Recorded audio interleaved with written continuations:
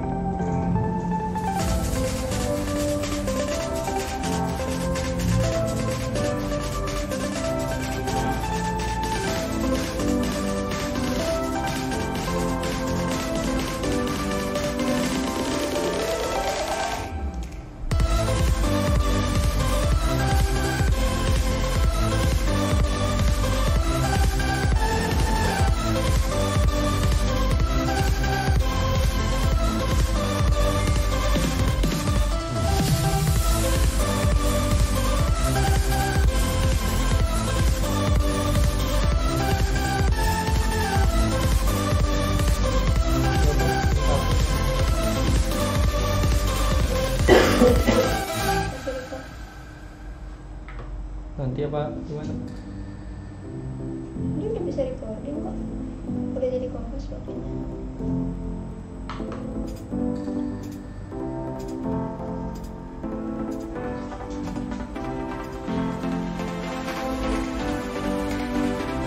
Bahasanya udah jadi kompas.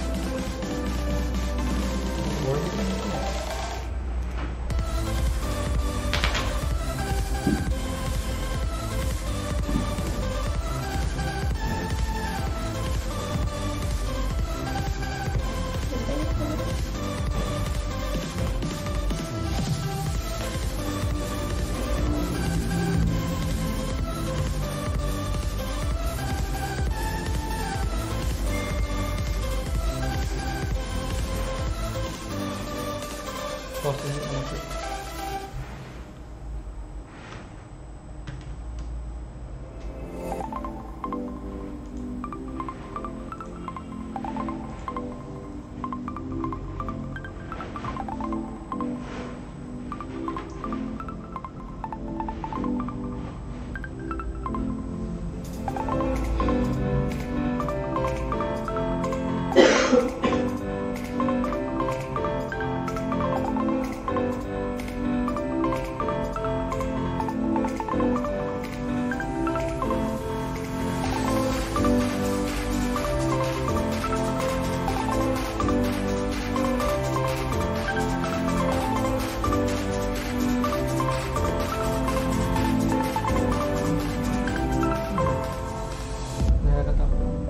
Di course maksudnya yang ini.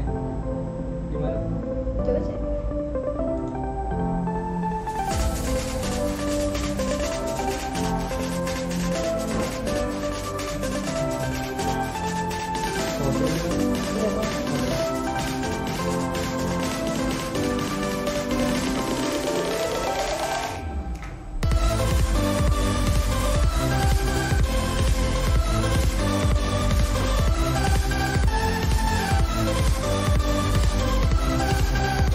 Jadi nanti dalam bikin ayat sama.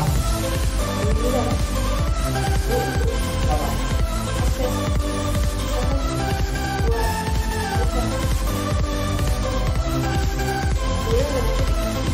Dia juga ada.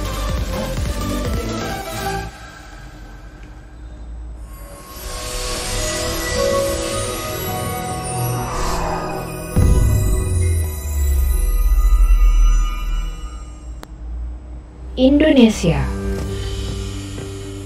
akan menghadapi tantangan yang besar. Akan terjadi bonus demografi di Indonesia pada tahun 2030. Sayangnya, akses pendidikan belum menyeluruh. SDM adalah roda penggerak utama menuju kesuksesan.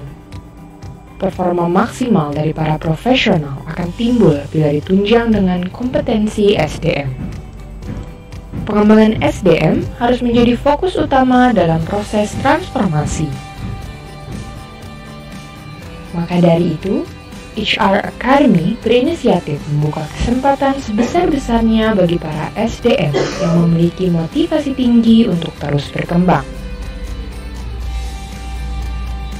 Berdiri sejak tahun 2014 dan telah resmi beroperasi pada tahun 2020, HR Academy turut aktif mengadakan webinar dan pelatihan baik melalui platform online maupun offline dan menjadi lembaga yang dikenal sebagai Human Capital Solution.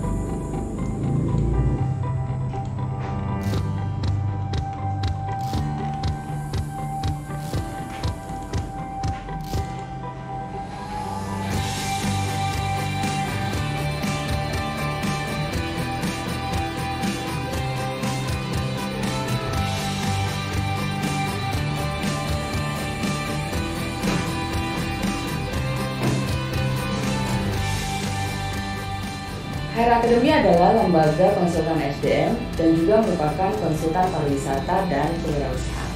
Kami juga merupakan lembaga sertifikasi profesi di bidang SDM, kewirausahaan, dan pariwisata.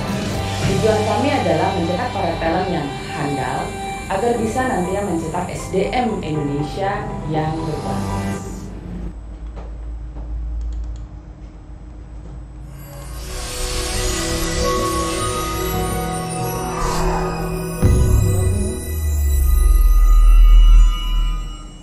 HRA Studio Kok suaranya ada tapi is a creative studio based in Jakarta, Indonesia.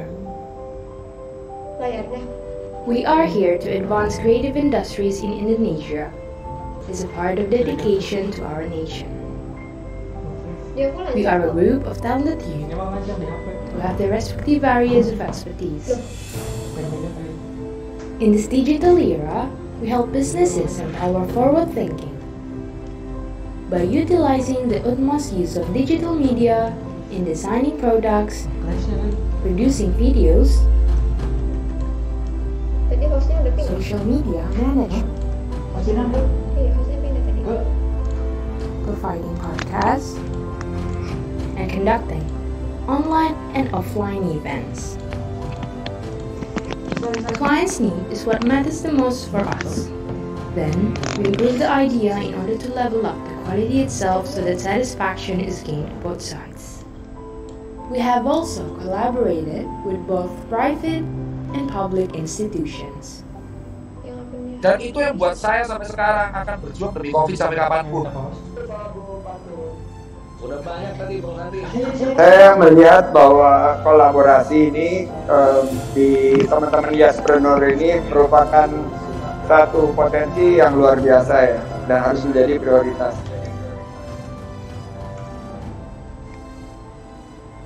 HRA Studio, where everything's possible. Balik kontrol lagi aja.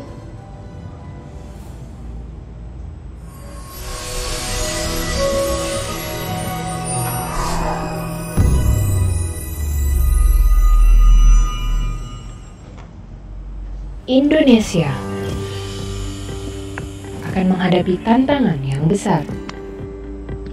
Akan terjadi bonus demografi di Indonesia pada tahun 2030. Lihat dulu.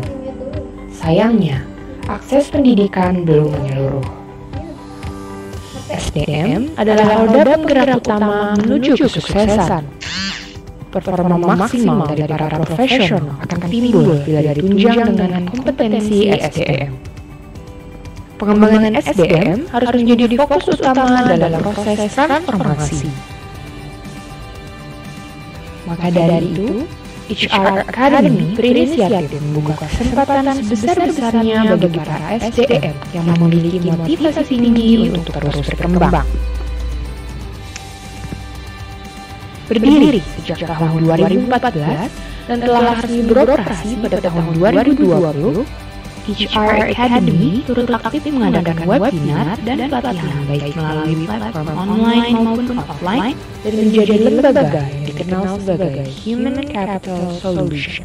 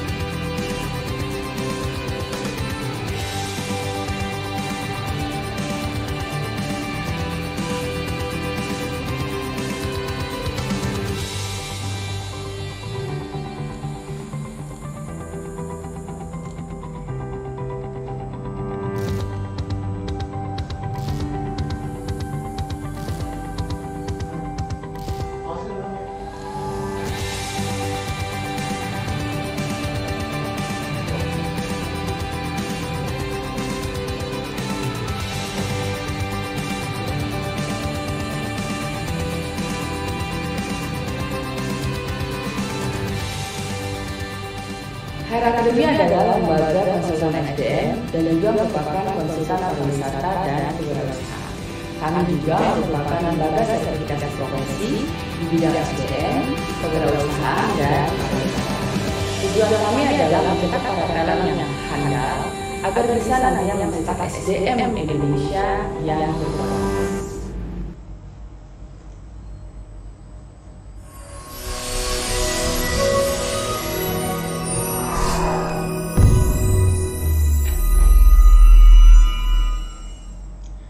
Assalamualaikum warahmatullahi wabarakatuh. Alhamdulillah, selamat siang dan selamat datang kepada para peserta yang telah hadir di hari ini dalam webinar pesat pendampingan UMKM sukses dan melesat kelas digital marketing bersama dengan HRA Mentor Tatang Bang Rudi.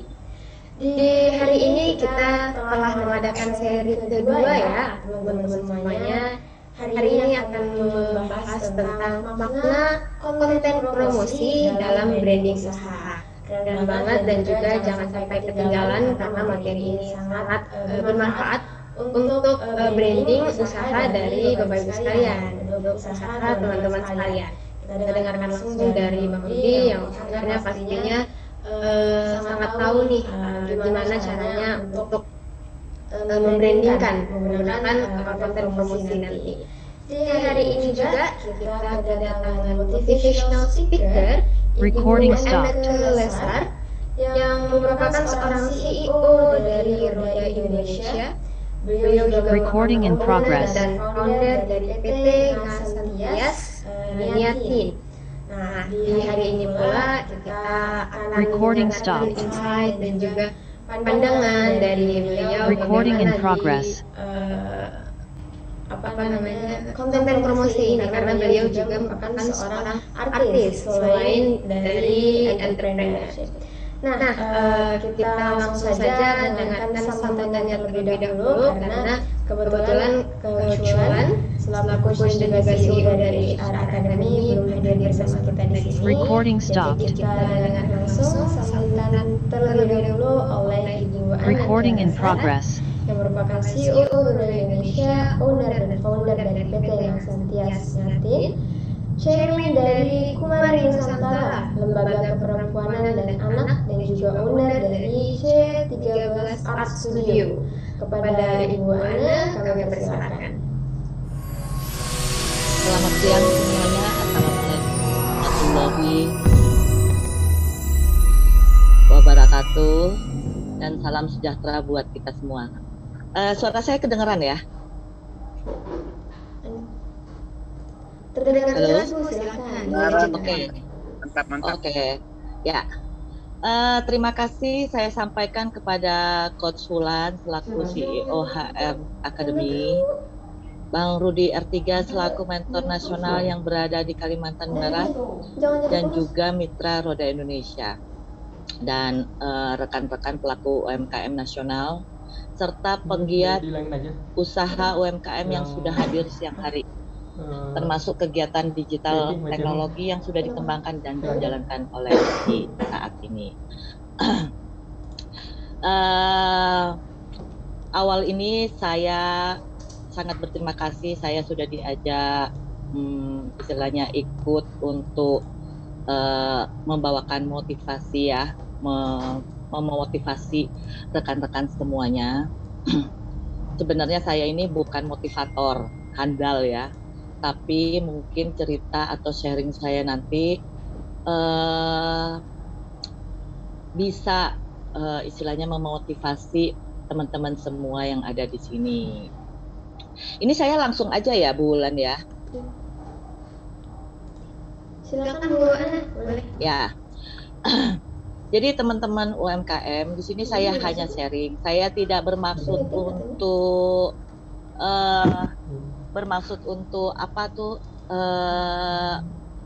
menggurui, tetapi mudah-mudahan dengan sharing ini saya bisa istilahnya memotivasi teman-teman dari segi usaha yang saya jalankan. Sebagaimana kita maklumi bersama, saat ini kita tengah berada dalam pada era di mana digitalisasi dan artificial intelligence mewarnai kehidupan industri yang merembet pada perilaku keseharian masyarakat. Teknologi digital telah mengubah cara manusia ya dalam berbicara, berkomunikasi, bertindak, dan mengambil keputusan. Keadaan ini itu mendorong UMKM untuk bisa beradaptasi dan bertransformasi. Ini juga membuktikan bahwa dunia digital itu telah menjadi dunia kita, mau nggak mau, suka tidak suka. Karena di era new wave ini ya, kian menuntut pemasar atau pelaku usaha untuk berpikir ke arah pemasaran dengan strategi low budget tapi high impact. Istilahnya modal dikit tapi bisa berdampak pada perekonomian, baik terhadap perekonomian keluarga ataupun perekonomian orang yang kita hire atau apapun. Kekuatan era ini mendorong pemasar ya, selain untuk mendapatkan pelanggan baru, tetapi juga berinovasi untuk mempertahankan pelanggan lama. Karena memang digital marketing ini memang isinya sebenarnya utamanya itu inovasi. Kita bisa berinovasi sedemikian ya dengan konten-konten ya, yang hari ini memang pembahasannya tentang konten promosi. Berdasarkan data yang saya akses nih ya, ada sebanyak 48% pengguna internet di Indonesia melakukan pencarian barang melalui online. 40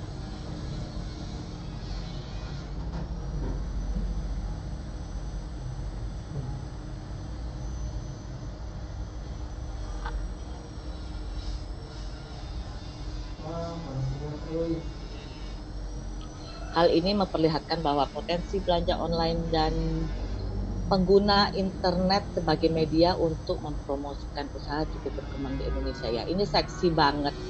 Saat ini itu tiang perekonomian di Indonesia itu sekarang itu online ya.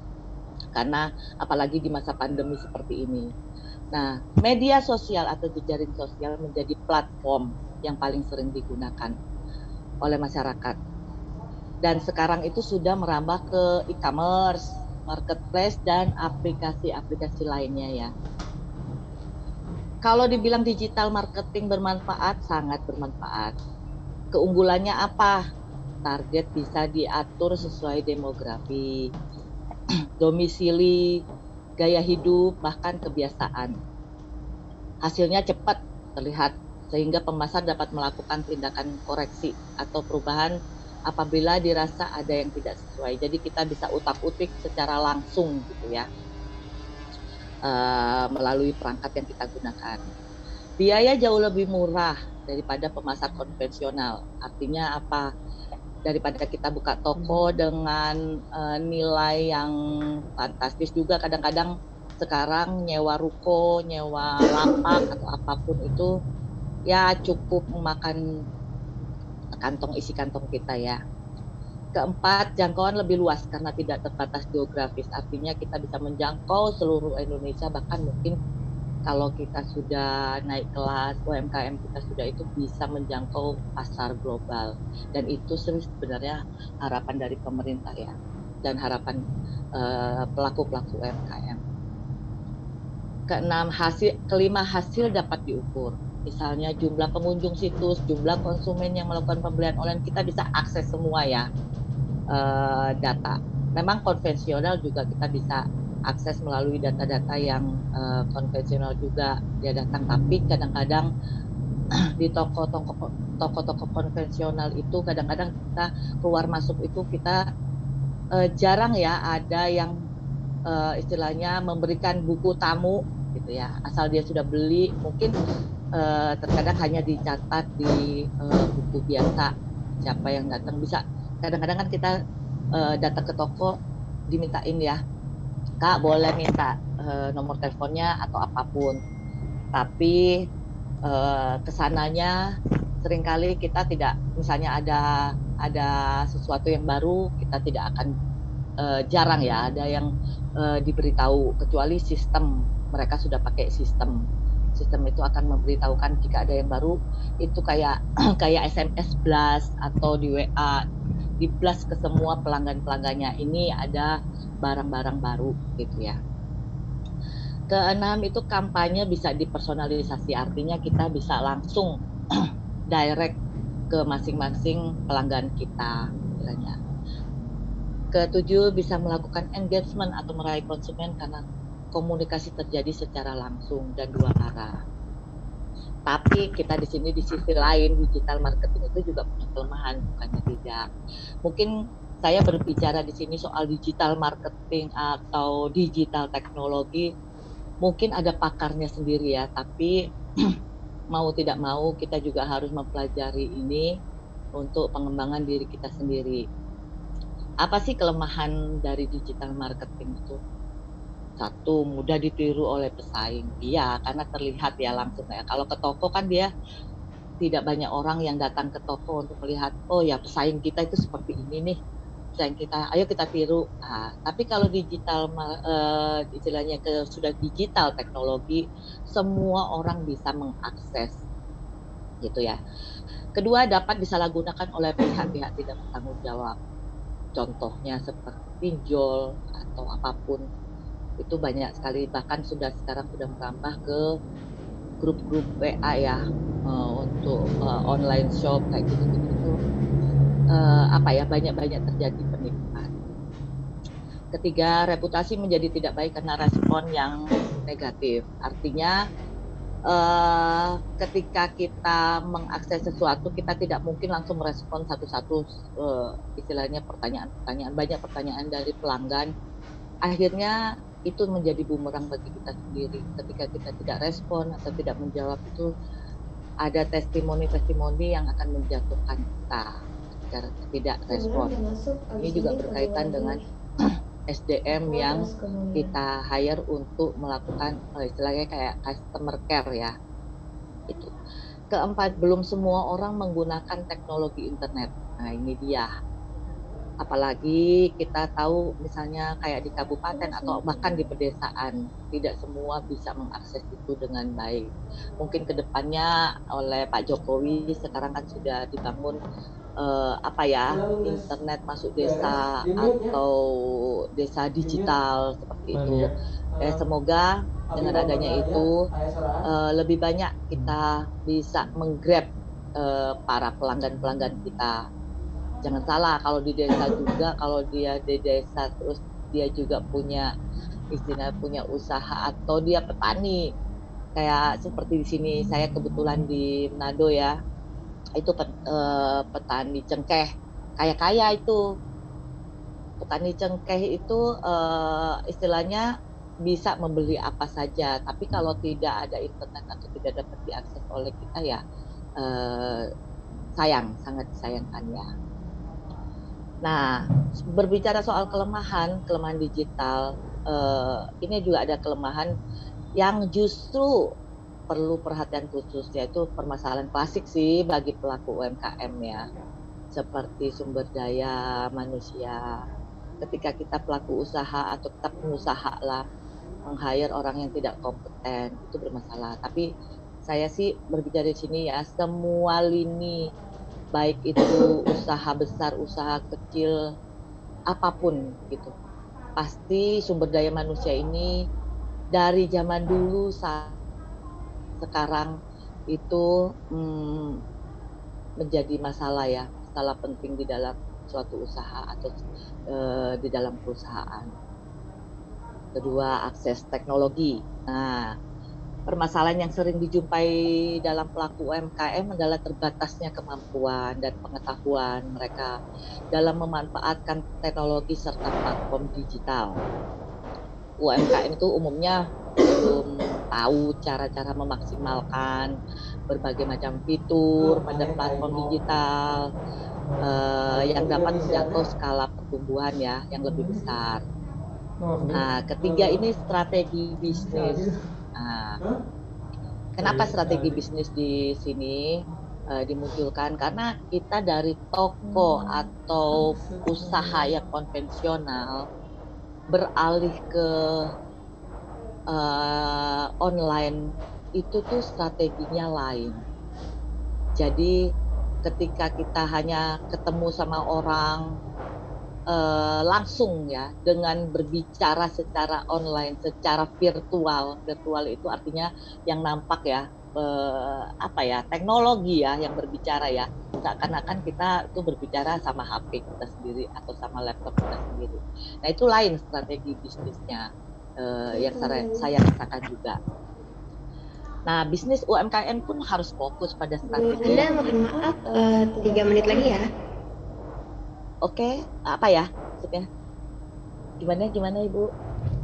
3 menit lagi. Oh, waktunya hanya 3 menit lagi buat saya ya? Iya, Bu. Oke, jadi gini aja, saya hanya berbicara soal gimana solusi untuk menaikkan apa namanya scale up ya, supaya UMKM bisa naik kelas, yaitu satu, tim yang solid memahami visi dan misi. Saya punya 4 pilar di sini: jujur, kompeten, komitmen, dan konsisten. Itu saya selalu tetapkan di sini di usaha saya. Kedua, identitas dan branding. Sudah benar ini istilahnya diadakan seperti ini, webinar itu akan membantu para pelaku UMKM yang kurang paham, gitu ya. Pemasaran digital itu juga perlu kita adakan seperti ini, karena kita tahu kita hanya melakukan usaha tapi tidak tahu cara memasarkannya seperti apa, juga itu memerlukan kendala. Konsisten, terus apa ya beralihlah sekarang ke marketplace dan e-commerce yang ada, gitu ya. Akhir kata sih, kalau saya memotivasi teman-teman, wujudkan mimpi-mimpimu sendiri ya, atau orang lain yang akan mempekerjakanmu untuk mewujudkan mimpi mereka. Jangan takut salah, karena kalau tidak ada salah maka tidak ada benar. Ini kan kita mencari kebenaran ya, dengan belajar seperti ini. Seperti itu aja mungkin Bu Wulan saya, soalnya sebelumnya saya dikasih tahu untuk memberikan ini ya, motivasi sekitar 20-30 menit ya. Saya tidak tahu kalau secepat itu. Terima kasih teman-teman. Assalamualaikum warahmatullahi wabarakatuh.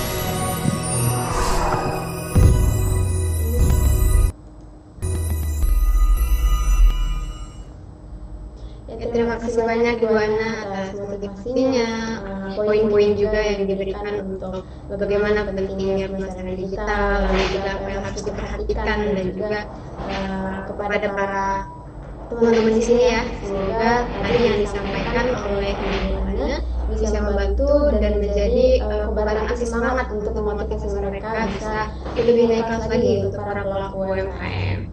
Nah, di sini tadi sudah dibilang ada sedikit kata-kata penyemangat akhir ya, wujudkan mimpimu sendiri. Keren banget, itu bisa menjadi motivasi terbesar untuk para pelaku UMKM di sini, pada para teman-teman serta webinar hari ini.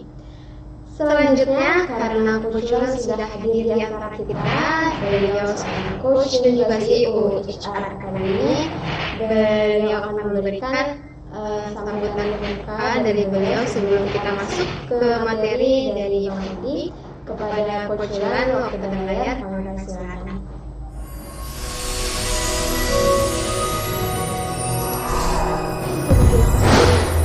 Bener nggak? Serem deh, lu bilang lagi. Oke. Assalamualaikum warahmatullahi wabarakatuh. Kedengeran suara saya ya? Waalaikumsalam Bu, terdengar jelas. Oke, ini mohon maaf sebelumnya karena saya lagi ada acara di luar ya, dan ini ramai sebenarnya. Terima kasih buat Ibu Anneke, juga trainer kita hari ini, yaitu Bang Rudi ya, yang melakukan pesat, yaitu pendampingan UMKM agar sukses dan melesat dalam kelas digital marketing. Seperti kita ketahui ya, target pemerintah untuk agar pelaku UMKM atau pelaku bisnis itu agar berpindah atau menggunakan digital. Nah, sebagai data, supaya kita tahu bahwa UMKM kita itu ada yang mikro ya, dan 65 juta. Tetapi baru 12 juta yang menggunakan digital. Nah, coba bayangkan, Mas Rudi, Bang Rudi, HR Academy punya target yang cukup besar ini ya, kalau ingin membantu agar pelaku UMKM go digital. Karena dari 65 juta, ternyata baru 12-an atau 13 juta yang menggunakan digital. Jadi bayangkan, masih banyak sekali pelaku UMKM yang belum melek teknologi. Nah, tugas kita semua bagi para mentor, khususnya mentor HR Academy, agar bisa mendampingi teman-teman yang ada di daerah khususnya, agar bisa mulai beralih ke teknologi, ya, melakukan kelas-kelas digital atau aplikasi digital. Jadi cara marketingnya pun sudah menggunakan digital, ya. Kalau kita mau pemasaran kita luas. Nah, inilah yang menjadi tantangan. Apalagi sekarang sudah AFTA, ya, AFTA udah go global, ya. Barang-barang dari luar sudah masuk ke kita. Nah, sekarang kapan barang kita bisa keluar? Nah, itu juga tantangan. Kan gak mungkin kita bawa barang kita ke Australia, gak mungkin kita sendiri yang membawa barang kita ke Singapura, kita gak mungkin juga yang membawa barang kita atau produk kita sampai ke Amerika, dan seterusnya. Ya, tetapi kita bisa memasarkannya mulai dari dunia digital. Dengan digital kita bisa meraih dunia dan memperkenalkan produk kita sampai ujung dunia sana. Nah, inilah pentingnya ya digital. Cuma tantangannya tadi, kita banyak sekali masih belum melek digital. Nah, ini tugas para mentor HRA agar bisa melek digital. Jadi gimana caranya? Ya mulai dari sekarang, mulai dari yang kecil dan mulai dari diri sendiri. Nah, terima kasih buat Bang Rudi. Lanjutkan, saya lihat ada beberapa kelas nih ya, berapa ronde.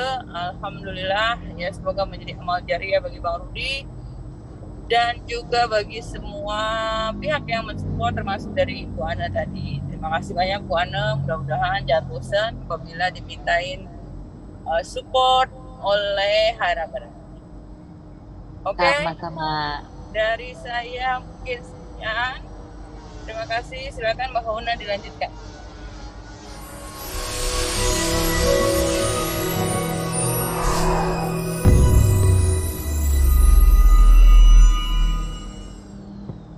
Baik, terima kasih banyak Coach Ulan atas sambutannya. Tadi kalau kita dengerin dari Coach Ulan bilang kalau pelaku mikro, usaha mikro di Indonesia ada 65 juta, sementara yang sudah go digital baru 12 juta. Berarti masih banyak tugas dan juga PR oleh para mentor ya, para mentor, terutama mentor HR Academy. Dan kita sangat hargai di sini Bang Rudi ya, sudah bisa memberikan webinar secara online ini dan berseri juga dari seri 1 sampai 5 yang hari ini kita sudah ada di seri kedua ya, alhamdulillah. Semoga bisa terus berkolaborasi bersama memberikan pendampingan kepada para pelaku UMKM agar bisa go digital ke 65 jutanya. Oke, kalau begitu kita langsung saja tanpa berlama-lama lagi kita sambut Bang Rudi, mentor HRA Ketapang dan juga owner dari Rumah Kreatif R3 untuk bisa mulai memberikan materinya mengenai makna konten promosi dalam branding usaha. Kita dengarkan materi dari beliau kepada Bang Rudi. Waktu dan layar kami persilakan.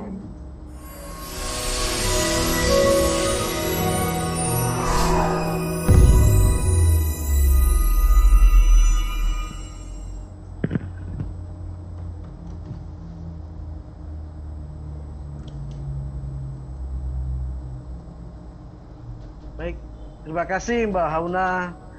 Assalamualaikum warahmatullahi wabarakatuh. Waalaikumsalam warahmatullahi wabarakatuh. Selamat pagi, semangat pagi dan semangat berbuat untuk berbagi.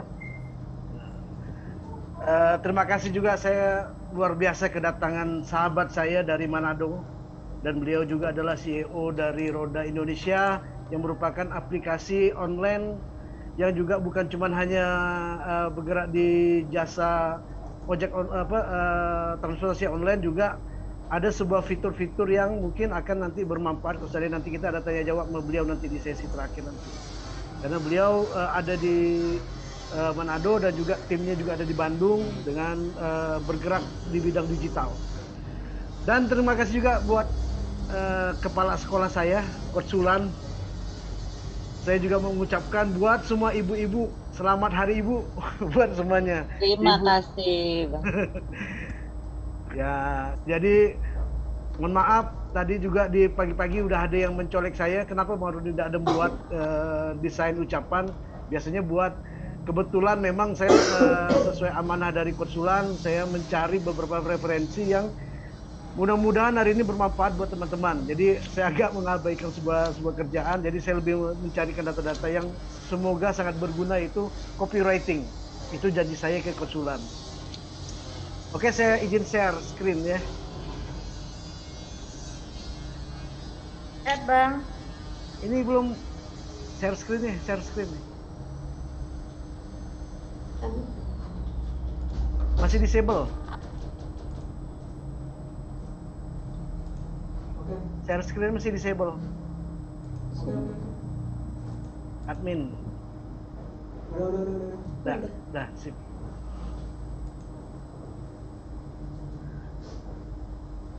Oke, saya juga menyapa dulu lah teman-teman yang ada di Zoom. Ada teman-teman saya dari Kepri, kemudian ada Bang Yudi dari dari Bogor, dari Depok, dan juga ada dari Pelalawan, dan juga teman-teman yang lain yang saya berharap mudah-mudahan di sini kita saling sinergi, bukan saya mengajarkan, tapi kita saling mengedukasi.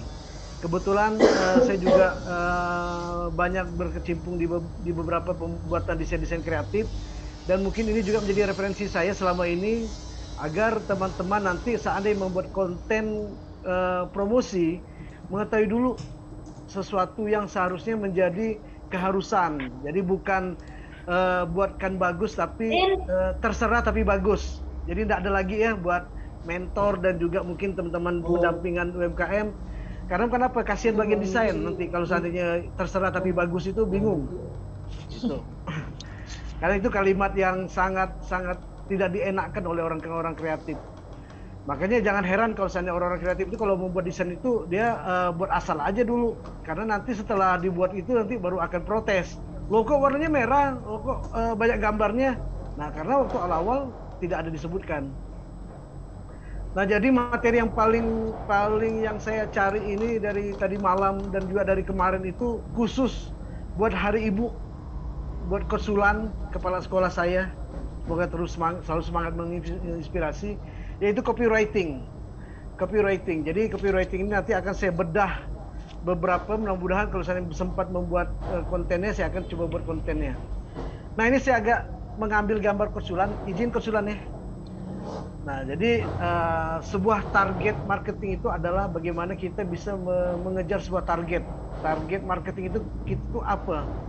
Ini dulu sebelum kita masuk ke copywriting, kita harus menentukan target marketing kita karena itu sangat viral sekali dan juga sangat vital sekali. Disinilah kita di mana kita akan mengejar ke usaha kita itu adalah kuliner, apakah usaha kita itu jasa, atau usaha kita itu ke produk-produk. Jadi kita tentukan dulu market pasar kita. Konsulan bersemangat nih dengan ada di gambar saya. Nah kemudian siapa market Anda? Nah jadi di sini kita sebelum membuat sebuah copywriting, maka kita memang sangat membutuhkan apa sih yang dibutuhkan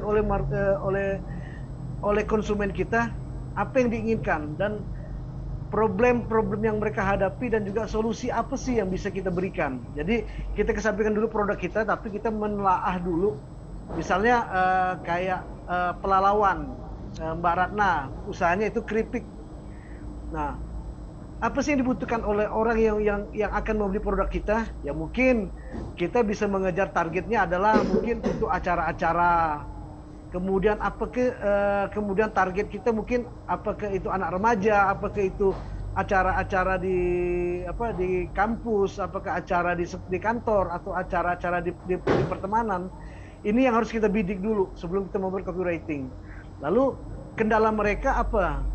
Dalam mereka mungkin mereka mau mencari produknya susah, nah makanya kita akan memberikan solusi-solusi yang mungkin akan menjadi senjata penjualan kita, yaitu kita mungkin bisa kita antar atau kita beri diskon atau yang lainnya. Nah jadi semua itu tetap akan membuat sebuah pola. Nah, pola inilah yang ingin saya bagi ke teman-teman yang menjadi rahasia bagi para konten-konten kreator dan juga para copywriting yang selama ini membuat dan mengkonsep sebuah copywriting. Jadi kadang-kadang kalau seandainya teman-teman yang mungkin belum paham masuk di dunia grafis atau di dunia promosi atau di dunia branding, sebenarnya itu begitu kita mendapat amanah membuat sebuah media promosi, itu sebenarnya kalau seandainya merasakan kehidupan orang-orang kreatif itu dengan di malam hari bertemankan dengan jangkrik, sebatang kopi, sebatang rokok dengan kopi, itu benar-benar ingin membuatkan sebuah yang terbaik. Jadi jangan terlalu mengsangsikan kalau seandainya yang bagus bang ya, tetap yang nama orang-orang kreatif akan membuat yang bagus karena itu adalah berimpact juga pada orderan next selanjutnya. Nah jadi inti dari pola itu sebenarnya terbagi atas 3. Jadi terbagi atas traffic, kemudian conversion dan juga relation.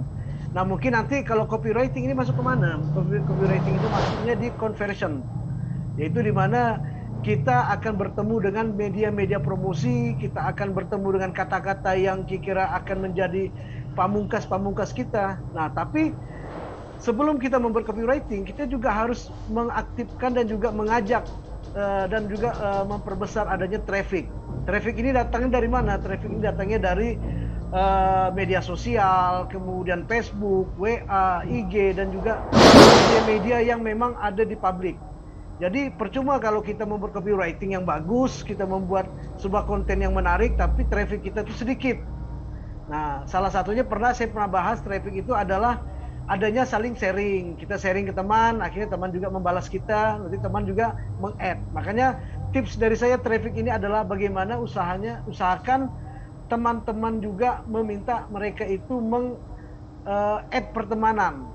Bukan kita mempertemankan dulu, tapi kita minta mereka mengikuti kita, karena nanti akan berpengaruhnya kepada story. Misalnya kayak WA, kalau WA teman kita itu belum meng-save nomor kita, maka kita membuat story yang ada di WA tidak akan kebaca sama mereka. Kemudian kalau di Facebook, kalau teman kita belum mengikuti kita atau add kita, maka sama aja juga mereka tidak akan bisa melihat story yang ada di kita juga. Jadi traffic ini kita perbanyak dulu, kemudian baru kita masuk ke senjata kita itu copywriting dan juga adanya saling berhubungan sama teman-teman yang lain. Ya mendatangi juga adanya hubungan yang baik lah kita jaga di sini. Nah, saya sedikit membahas tentang traffic. Jadi traffic ini tadi yang sudah saya bahas itu ada 3 jenis, yaitu ada organik, ada anorganik, dan juga ada direct traffic. Kalau organik itu tadi saya bilang datangnya dari SEO, SEO atau sosmed, misalnya dari Facebook, dari YouTube, dari mana-mana, dan juga dari mereka yang bisa kita ajak untuk masuk ke dalam pertemanan kita.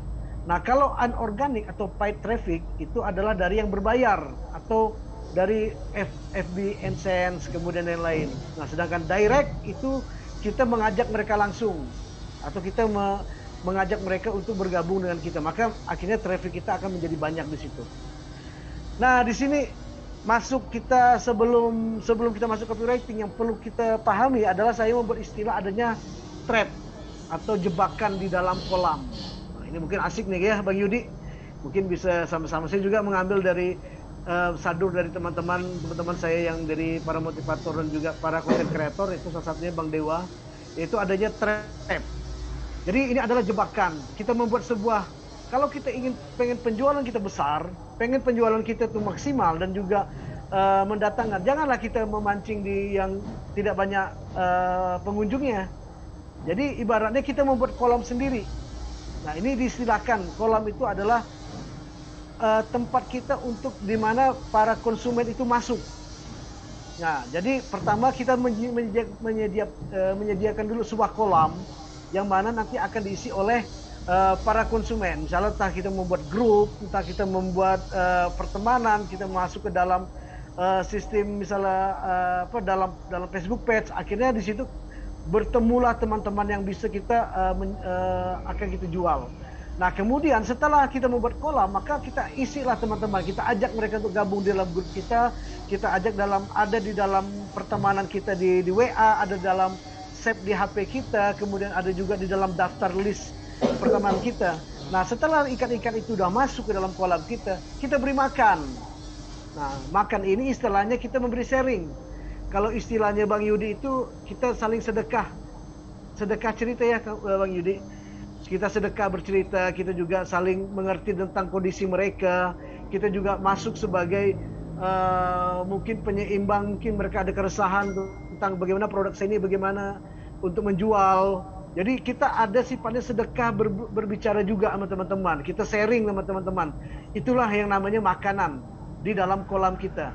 Nah, setelah mereka ada di situ, barulah kalau mau dipancing, saya rasa itu udah langsung masuk pancingan. Jadi inilah namanya trap. Itu strategi di dalam penjualan kita sebelum masuk ke konten kreatif.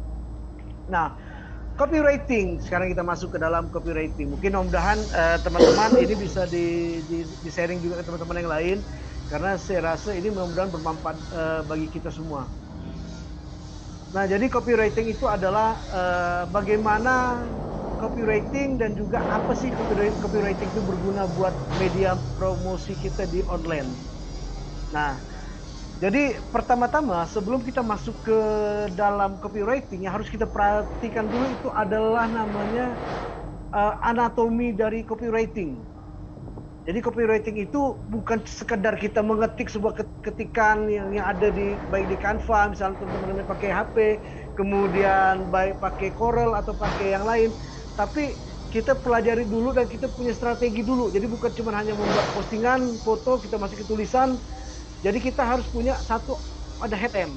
Kemudian anatominya itu di dalam sebuah copywriting itu di situ ada penawaran, kemudian ada alasan, ada bonus, ada testimoni, ada garansi dan ada catatan kaki atau terakhir, bagian akhir.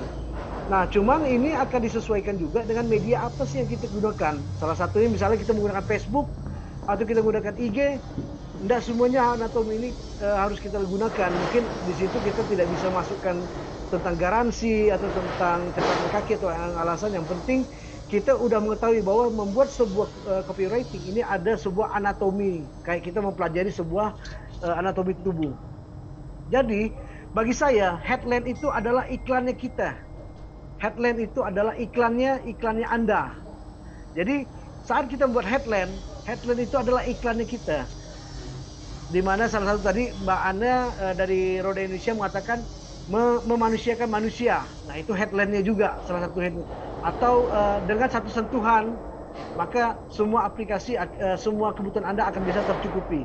Jadi itu adalah iklan bagi kita. Headline itu adalah penentu.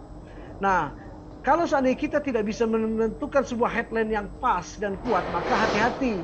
Jangan sampai nanti headline kita atau tulisan writing kita itu akan menjadi oleh konsumen akan menjadi tidak peduli. Buat apa ini? Karena kenapa? Kita menentukan headline yang tidak mengena. Kemudian emang kenapa saya harus melihat produk itu? Lalu apa untungnya buat saya? Jangan sampai kita menentukan sebuah headline yang kira-kira tidak menjadi 3 pertanyaan yang tadi. Nah, ini saya lagi seru-seru nih.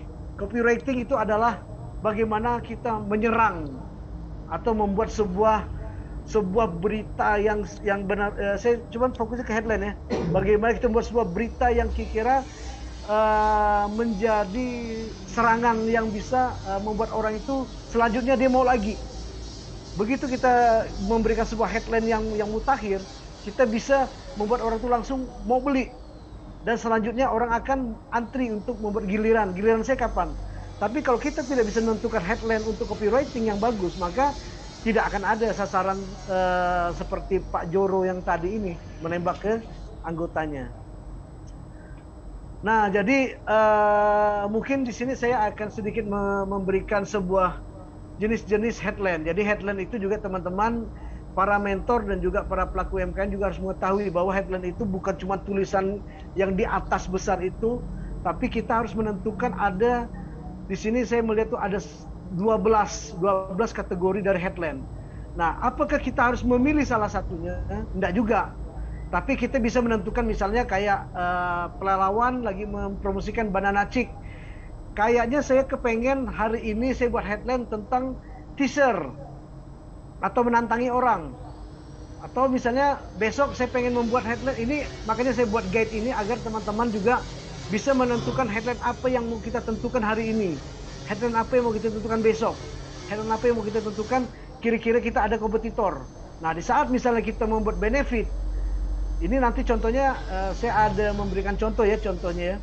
Jadi benefit ini adalah bagaimana kita membuat sebuah headline yang sifatnya menginformasikan tentang keuntungan. Yaitu bagaimana bahasanya yang misalnya contoh kayak gini, keuntungan. Beli satu dapat beli banana chick 2, Anda gratis 1. Nah, itu adalah sifatnya headline yang sifatnya memberikan keuntungan. Atau dapatkan keuntungan dari banana chick, maka Anda akan mendapatkan keuntungan tersendiri. Nah, itu jadi ada sesuatu yang didapatkan oleh konsumen di saat kita membuat sebuah headline. Nah, yang kedua tentang news. Headline news ini kita membuat sebuah headline di mana headline ini berupa tentang berita. Kemudian ada tentang, saya paling senang itu headline nomor 4, yaitu membuat penasaran orang. Karena habitatnya manusia itu pengen tahu. Jadi kalimat-kalimat misal tunggu tanggal 25 Desember ada sesuatu loh. Nah, itu headline besarnya. Jadi akhirnya orang penasaran, ada apa sih tanggal 25 ini? Nah, kemudian misalnya begitu Anda pencet tombol ini, maka Anda akan mendapatkan sesuatu. Tunggu besok. Nah, itu membuat orang penasaran. Nah, kemudian ada gimmick atau kejutan, misalnya begitu dia membeli sesuatu, dia akan mendapatkan sesuatu. Kemudian ada juga fear atau menakut-nakuti. Menakut-nakuti bukan artinya yang negatif ya. Menakuti ini misalnya seandainya kalimatnya kayak gini, besok kalau Anda ingin membeli, maka akan saya belum menjamin Anda akan mendapatkannya. Hanya hari ini. Misal kayak gitulah. Kemudian question, kemudian ada comment, ada claim, ada you, dan juga mungkin nanti mudah-mudahan waktunya panjang dan cukup. Saya juga mengejar waktu dikasih sama Mbak Huna. Jadi kita coba lihat ini, dipelajari dulu lah nanti masing-masing. Nah, saya ada sedikit contoh yang ingin saya bagikan sama teman-teman, yaitu nah ini kita kasih contoh ya. Tolong kita lihat dulu, misalnya beli 1 dapat 2. Tolong diketik, mungkin ada yang tahu ini termasuk ke dalam headline apa? Saya sambil lihat komen ya. Ya, ada ya apa? Beli 1 dapat 2. Atau misalnya nikmati indahnya bulan madu. Ini artinya kita udah masuk ke dalam headline khusus. Artinya kita udah menentukan target market kita adalah orang yang baru menikah. Misalnya kita memberikan jasa travel atau apa. Kemudian misalnya kita buat fakta mengejutkan dari manfaat jengkol. Nah, ini adalah salah satu dari headline dari news. Jadi bagaimana kita bisa memberikan sebuah telling story atau bahasa-bahasa yang sifatnya bisa membuat orang itu menjadi tertarik dengan apa yang kita sampaikan. Oke, saya lanjut lagi ya di sini. Kemudian, jadi ini nanti maksud saya dengan adanya 12 ini bukan arti kita sebuah headline itu harus masuk semua 12 ini, tidak. Tapi kita bisa menentukan kapan kita akan mengeluarkan headline tentang teaser, kapan mengeluarkan tentang selection, kapan mengeluarkan tentang news dan lain-lainnya. Nah, kemudian ini ada sedikit saya memberikan kata-kata perangsang untuk sebuah headline. Kadang-kadang mungkin kita sedang bingung mau membuat kata-kata. Mungkin ini bisa di-save dan juga nanti bisa di-sharing sama admin. ke email teman-teman. Ini mungkin akan menjadi guide buat kita. Kata-kata perangsang yang sering dipakaikan oleh copywriting yaitu misalnya tentang Anda, penting, buruan, memperkenalkan, dan juga bisa dilihat dari sini ya. Kemudian frase-frase yang dipakai itu biasanya kayak inilah caranya untuk mendapatkan keripik yang sensasi di pelalawan. Atau misalnya kayak ada Kak Ros di Pontianak ya. Bagaimana Anda bisa merasakan kopi nikmatnya kopi Pontianak. Kemudian juga mungkin di Depok, siapa lagi nih yang belum merasakan kerajinan dari kami dari Depok dan lain-lain. Ini kalimat-kalimat yang bisa dipakai oleh kita yang menjadi frase sebuah headline, dan ini adalah kata-kata yang menjadi perangsang untuk agar orang tuh menjadi perhatian pada apa yang kita sampaikan. Sampai sini mungkin saya juga lihat tadi ada beberapa yang bertanya, saya tampung dulu ya, kita coba nanti bahas sama-sama nanti. Nah, kemudian ini saya ada memberikan tips di dalam menulis headline.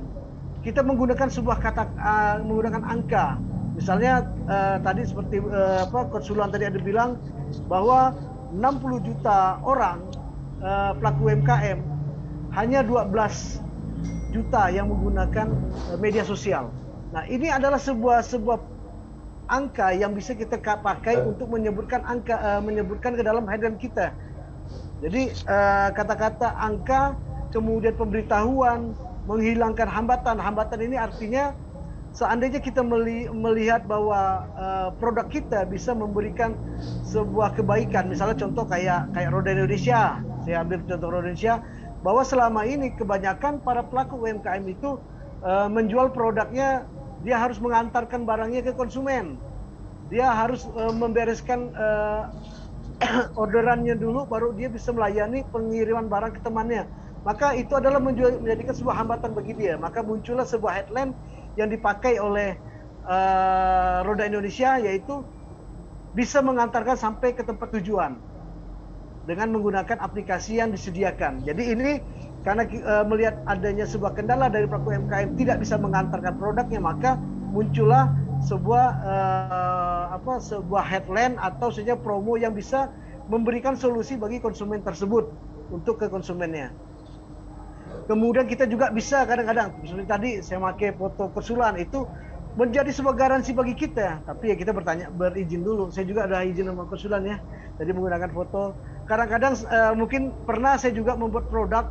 Di saat produk saya itu dibeli oleh misalnya kepala dinas, kemudian wakil bupati, kemudian orang-orang yang saya anggap ini akan berpengaruh kepada penjualan saya selanjutnya. Contoh waktu itu ada Hamjahas datang dari wakil presiden Indonesia ke Ketapang. Saya buat produk dan alhamdulillah beliau menerima produk itu, dan bagi saya itu adalah senjata bagi saya untuk mengenalkan. Jadi itu menjadi garansi bagi orang lain bahwa Hamjahas saja memakai. Atau toko-toko nasional juga ada menggunakan misalnya kayak menjual keripik, tiba-tiba di situ ada Pak Camat yang membeli. Nah, kalau bisa kita ajak foto dengan Pak Camatnya. Nah, kemudian kita posting, kita branding bahwa Pak Camat juga menjadi garansi kita. Nah, kemudian juga sebaiknya juga kita memberikan keuntungan yang ada di dalam produk kita juga. Nah, kemudian untuk cara menyampaikan ini memang secara teori ini menjadi guide buat teman-teman ya. Kita coba ulas sama-sama nanti. Cara menyampaikan penawaran ini ada beberapa item yang harus diperhatikan, yaitu adanya pengantar, adanya deskripsi produk, adanya detail dari manfaat. Kadang-kadang kenapa advertising itu tidak sampai ke konsumen kita? Kadang-kadang kita melupakan adanya sesuatu hal, yaitu misalnya kita menyampaikan tentang maksud dan manfaatnya apa sih buat mereka. Ini kadang-kadang kita lupa, kenapa sih mereka harus membeli produk kita? Kenapa mereka harus memiliki produk kita? Kenapa mereka harus buru-buru mendapatkan sebelum orang lain mendapatkannya? Kenapa mereka harus segera?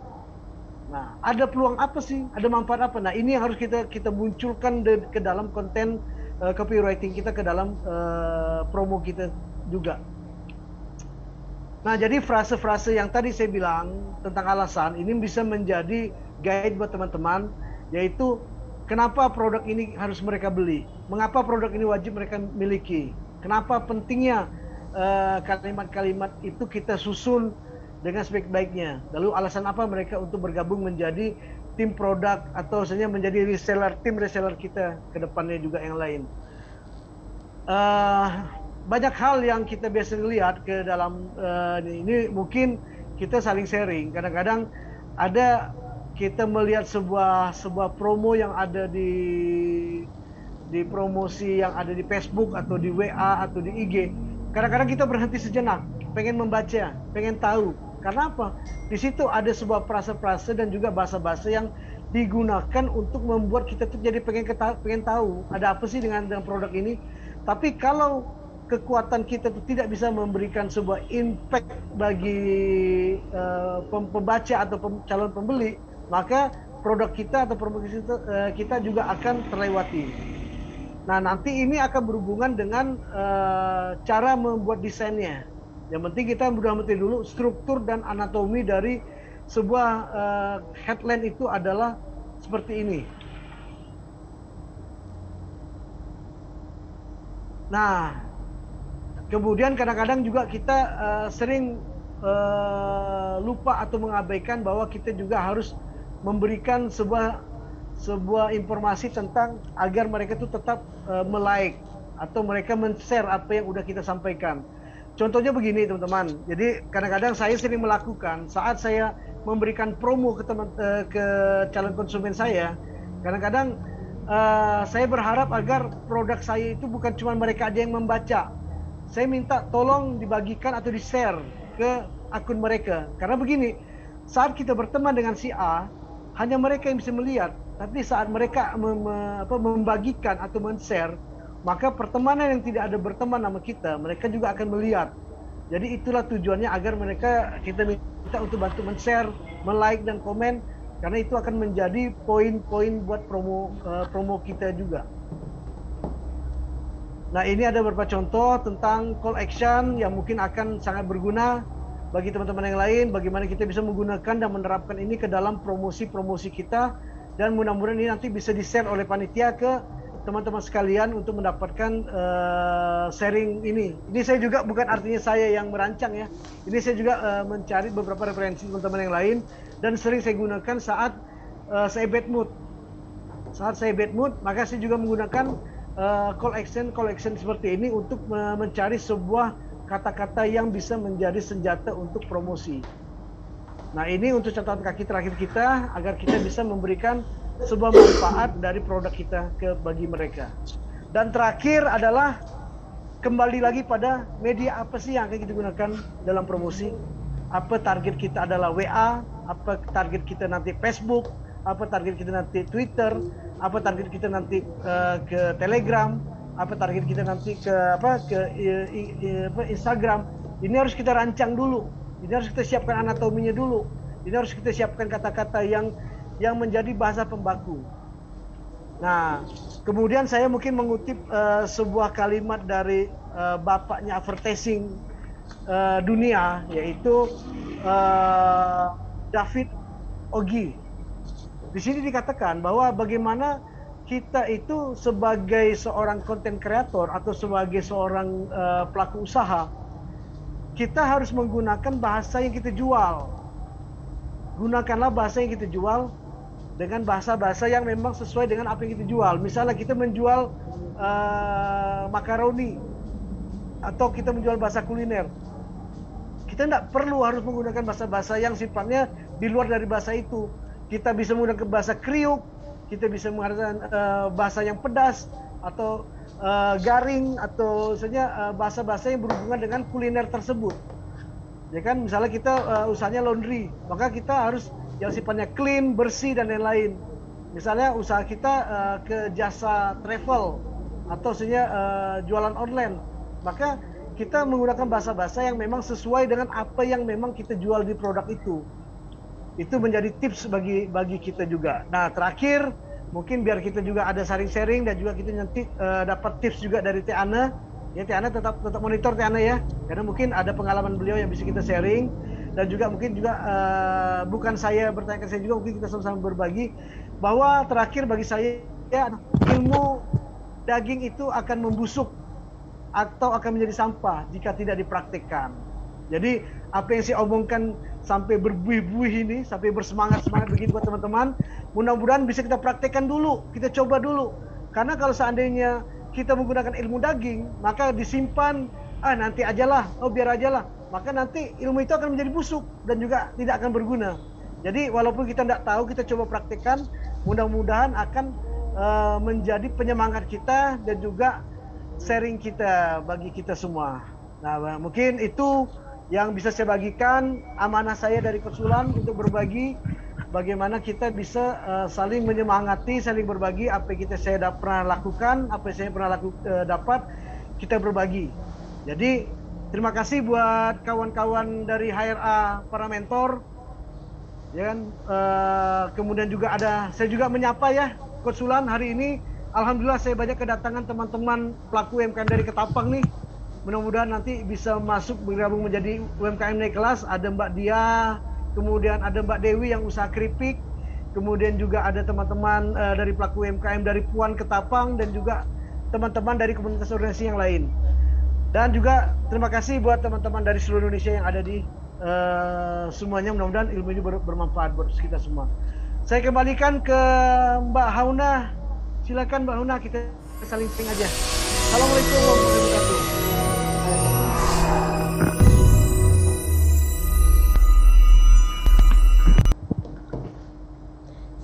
Terima kasih banyak Bang Rudi, materinya sangat luar biasa. Kita langsung kalau teman-teman kita ke sesi sharing di sini, sharing dan diskusi. Tadi kita lihat sudah ada beberapa pertanyaan juga ya, dan juga saran dan masukan ya. Ada pandangan dari siapa. Nah, kita akan sharing di sini bersama Bang Rudi, bersama Bu Ana yang masih hadir juga di sini, dengan teman-teman juga kalau punya insight yang lain atau ada yang ingin didiskusikan bersama di sini, dipersilakan. Mungkin saya kembalikan dulu ke Bang Rudi untuk di layar, kemudian saya akan bantu untuk baca dari chat atau apabila ada yang resen. Siap Mbak Hauna. Oke, jadi tadi pertama itu kalau saya lihat mungkin kalau Bang Rudi ada yang sempat melihat sesuatu pernyataan atau pertanyaan di chat gitu ya, terus ingin ditanggapi secara langsung sekarang boleh banget, tapi mungkin saya baca yang tadi saya lihat dulu. Ada dari Ibu Faidah, Masya Allah Ibu Faidah juga luar biasa nih, mentor kita.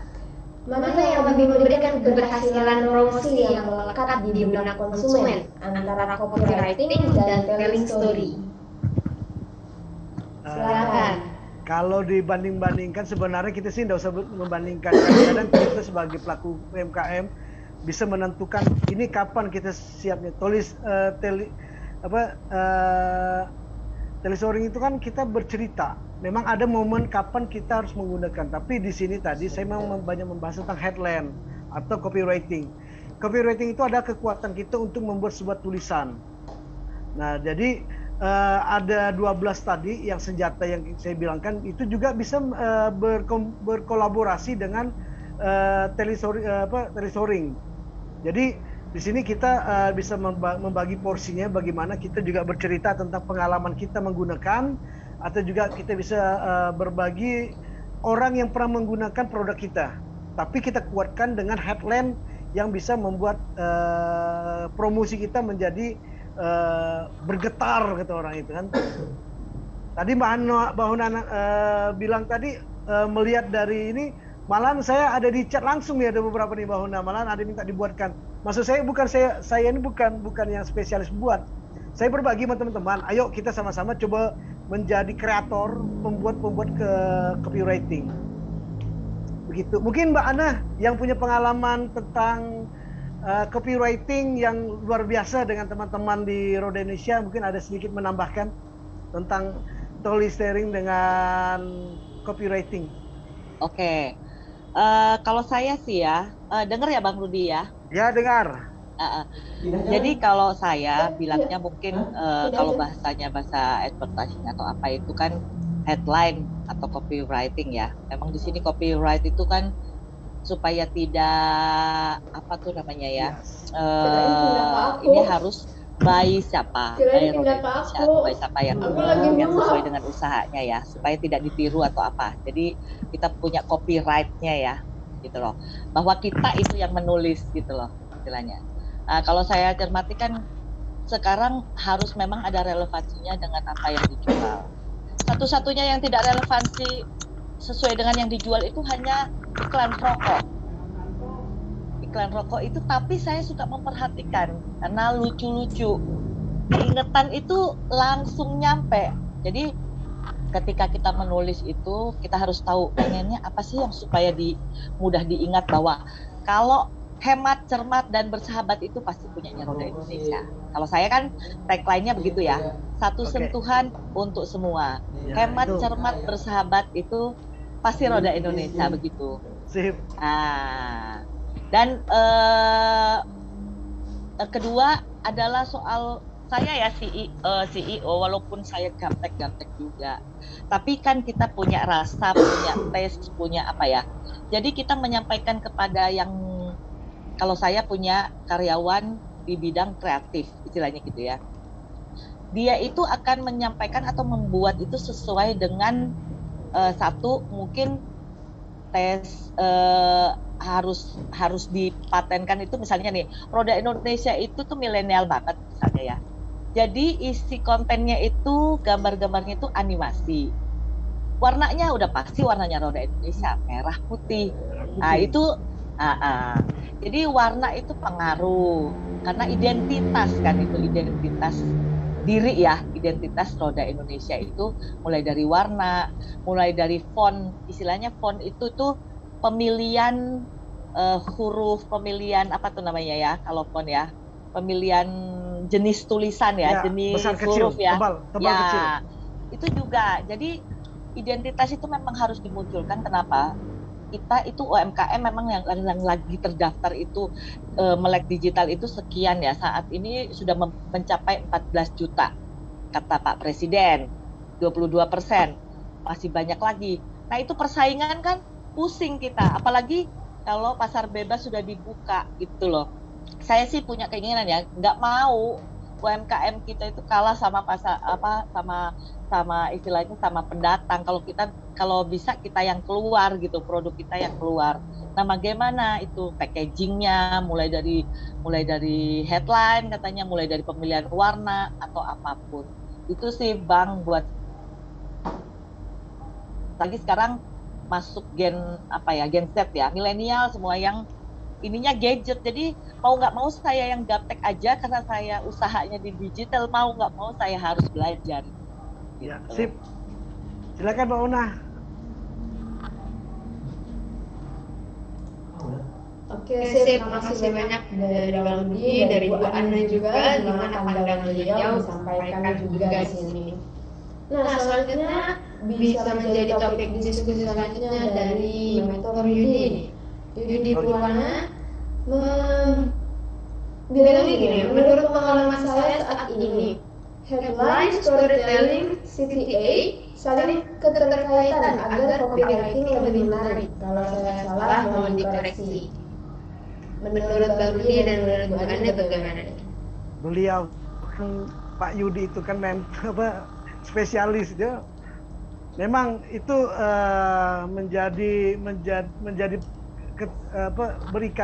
berkaitan, bukan cuma hanya storytelling aja, copywriting, juga nanti penerjemahannya di dalam desain grafis.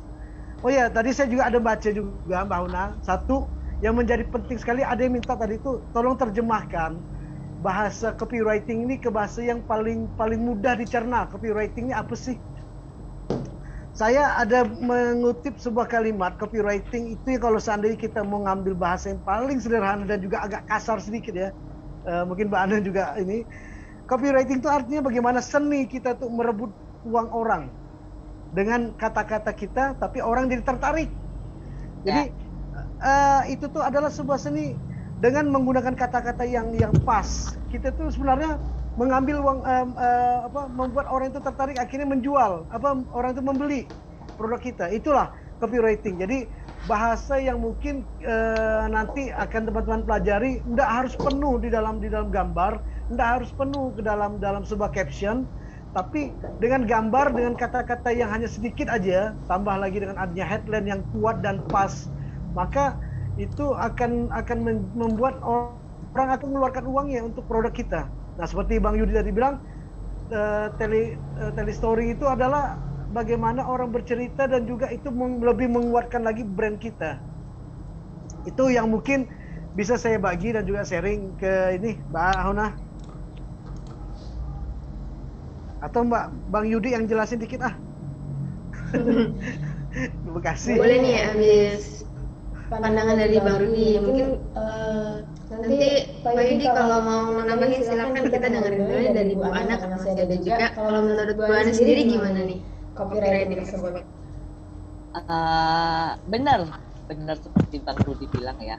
Apapun yang kita tulis itu akan istilahnya akan menarik orang, istilahnya tanpa kita sadari. Kita hanya nulis satu bait saja itu bisa magnet. Orang itu bisa istilahnya gini ya, apaan sih? Nah, dia akan cari tahu, dia akan begitu selanjutnya. Kan saya tadi sudah bilang akan mempengaruhi cara berbicara kita, cara berkomunikasi sampai ke pengambilan keputusan.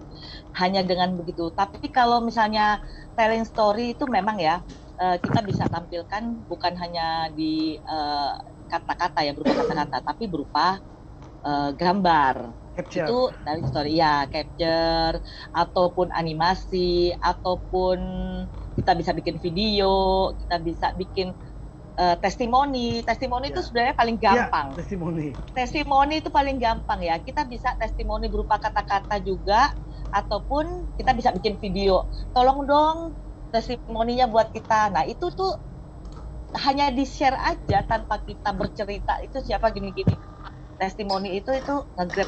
Walaupun gini, aduh barang ini nggak tahu, tapi berdasarkan testimoni aja, entah itu siapa yang menulis ya, bahkan bisa saja grupnya dari kita juga kasih testimoni itu supaya menarik yang minat itu, akhirnya akan membeli gitu, mempengaruhi keputusan pembeli gitu. Boleh, terima kasih banyak Bu Ana. Nah, ini dari Pak Yudi ada yang mau ditambahin lagi nggak Pak Yudi? Untuk kita sharing bareng-bareng di sini. Pak Yudi kayaknya dari Pontianak. Sama Mbak Una, saya minta dari Pontianak. Boleh, silakan. Kak Ros dari Pontianak silakan. Atau dari teman-teman dari Ketapang, biar ini kehormatan dari kawan-kawan Kalimantan, UMKM perempuan Ketapang. Wah, Masya Allah. Silakan kepada yang ingin menyampaikan pendapatnya untuk bisa di-sharing, untuk bisa didiskusikan bersama di sini. Oh ya, nggak apa-apa Pak Yudi, nggak apa-apa banget. Pak Yudi, nanti chat nama saya aja nanti tuh. Diskusinya pribadi itu. Boleh nih dari yang saya. Ntar saya lihat di sini ya.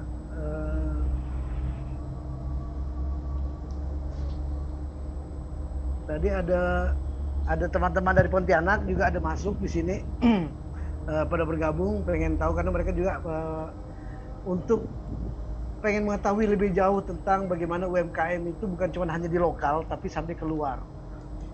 Jadi mungkin inilah manfaatnya dari teknologi, bagaimana kita bisa go digital dan juga bukan cuma hanya jualan di daerah kita, tapi dengan begini saling adanya sharing, kita akan bisa menambah daya juang dan juga jualan kita lebih jauh.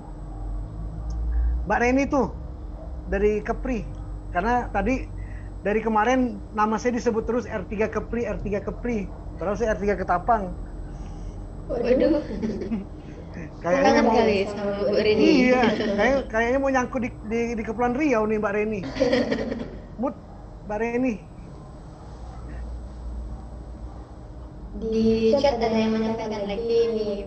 Ya, Bang ya silakan. Dari Ibu Dia Ketapang. Nah. Ngobrol Bu Dia buka open mic deh. Budia Saya ke-8. bacakan dulu pertama ya. Di samping copywriting yang mengenai sasaran, foto produk juga harus keren sehingga yang lihat semakin tertarik. Nah, bagaimana supaya foto produk bisa menarik? Nah, ini berarti Budia harus ikut seri selanjutnya nih. Iya, itu ada di sesi 4, tidak salah. Yaitu menggunakan foto dengan HP. Iya, menggunakan HP. Seri 4 itu di seri 4. Season 4 kalau tidak salah sekitar Januarian. Di Januari pertengahan.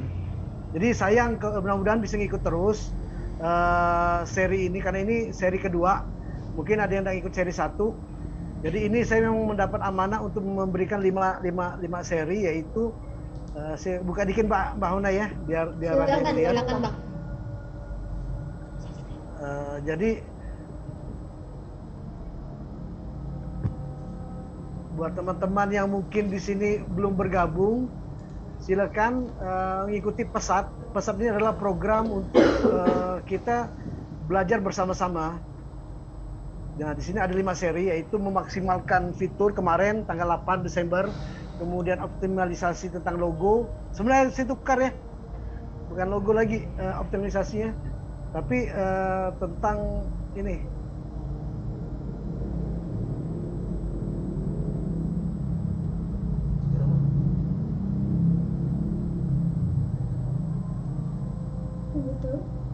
Nah, jadi balik tadi pertanyaan dari Ibu. Nah, ini logo itu ada di seri 4 nanti, seri 4 di promosi usaha melesat dengan foto HP.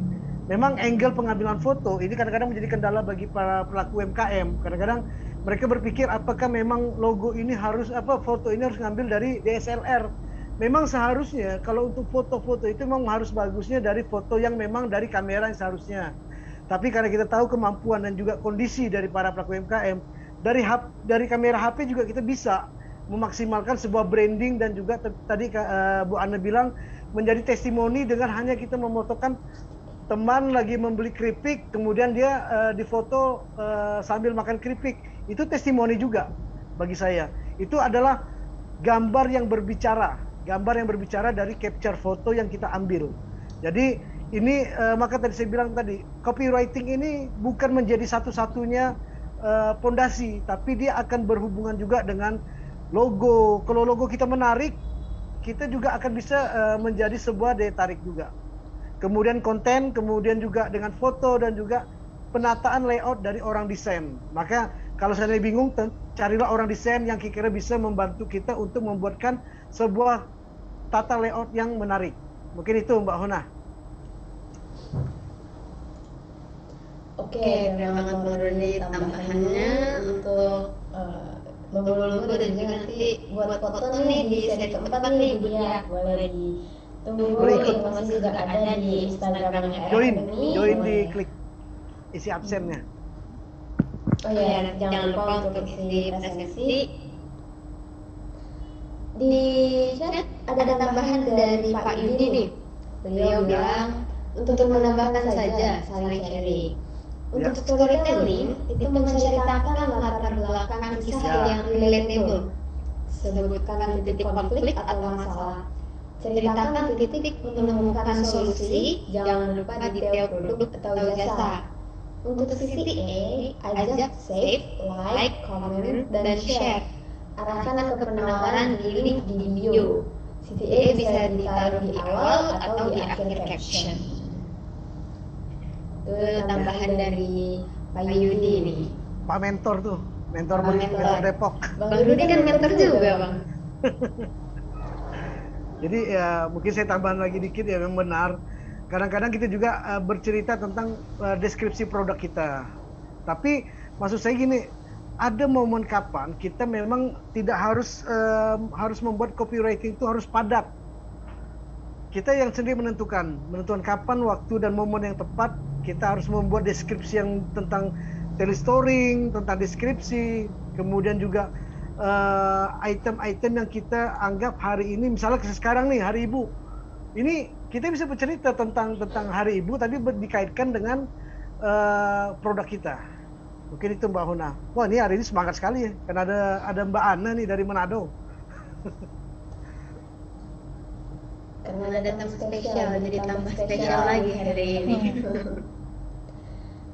Dari Ibu Siti Kurniati, boleh Pak Rudi khusus lebih ke workshopnya, cara buat copywriting, seperti yang Pak Yudi bilang, kita masih banyak yang awam juga. Tadi sudah diberikan juga ya sama Bang Rudi, di PPT tuh ada beberapa contoh-contoh yang bisa diikuti ya Bang Rudi ya.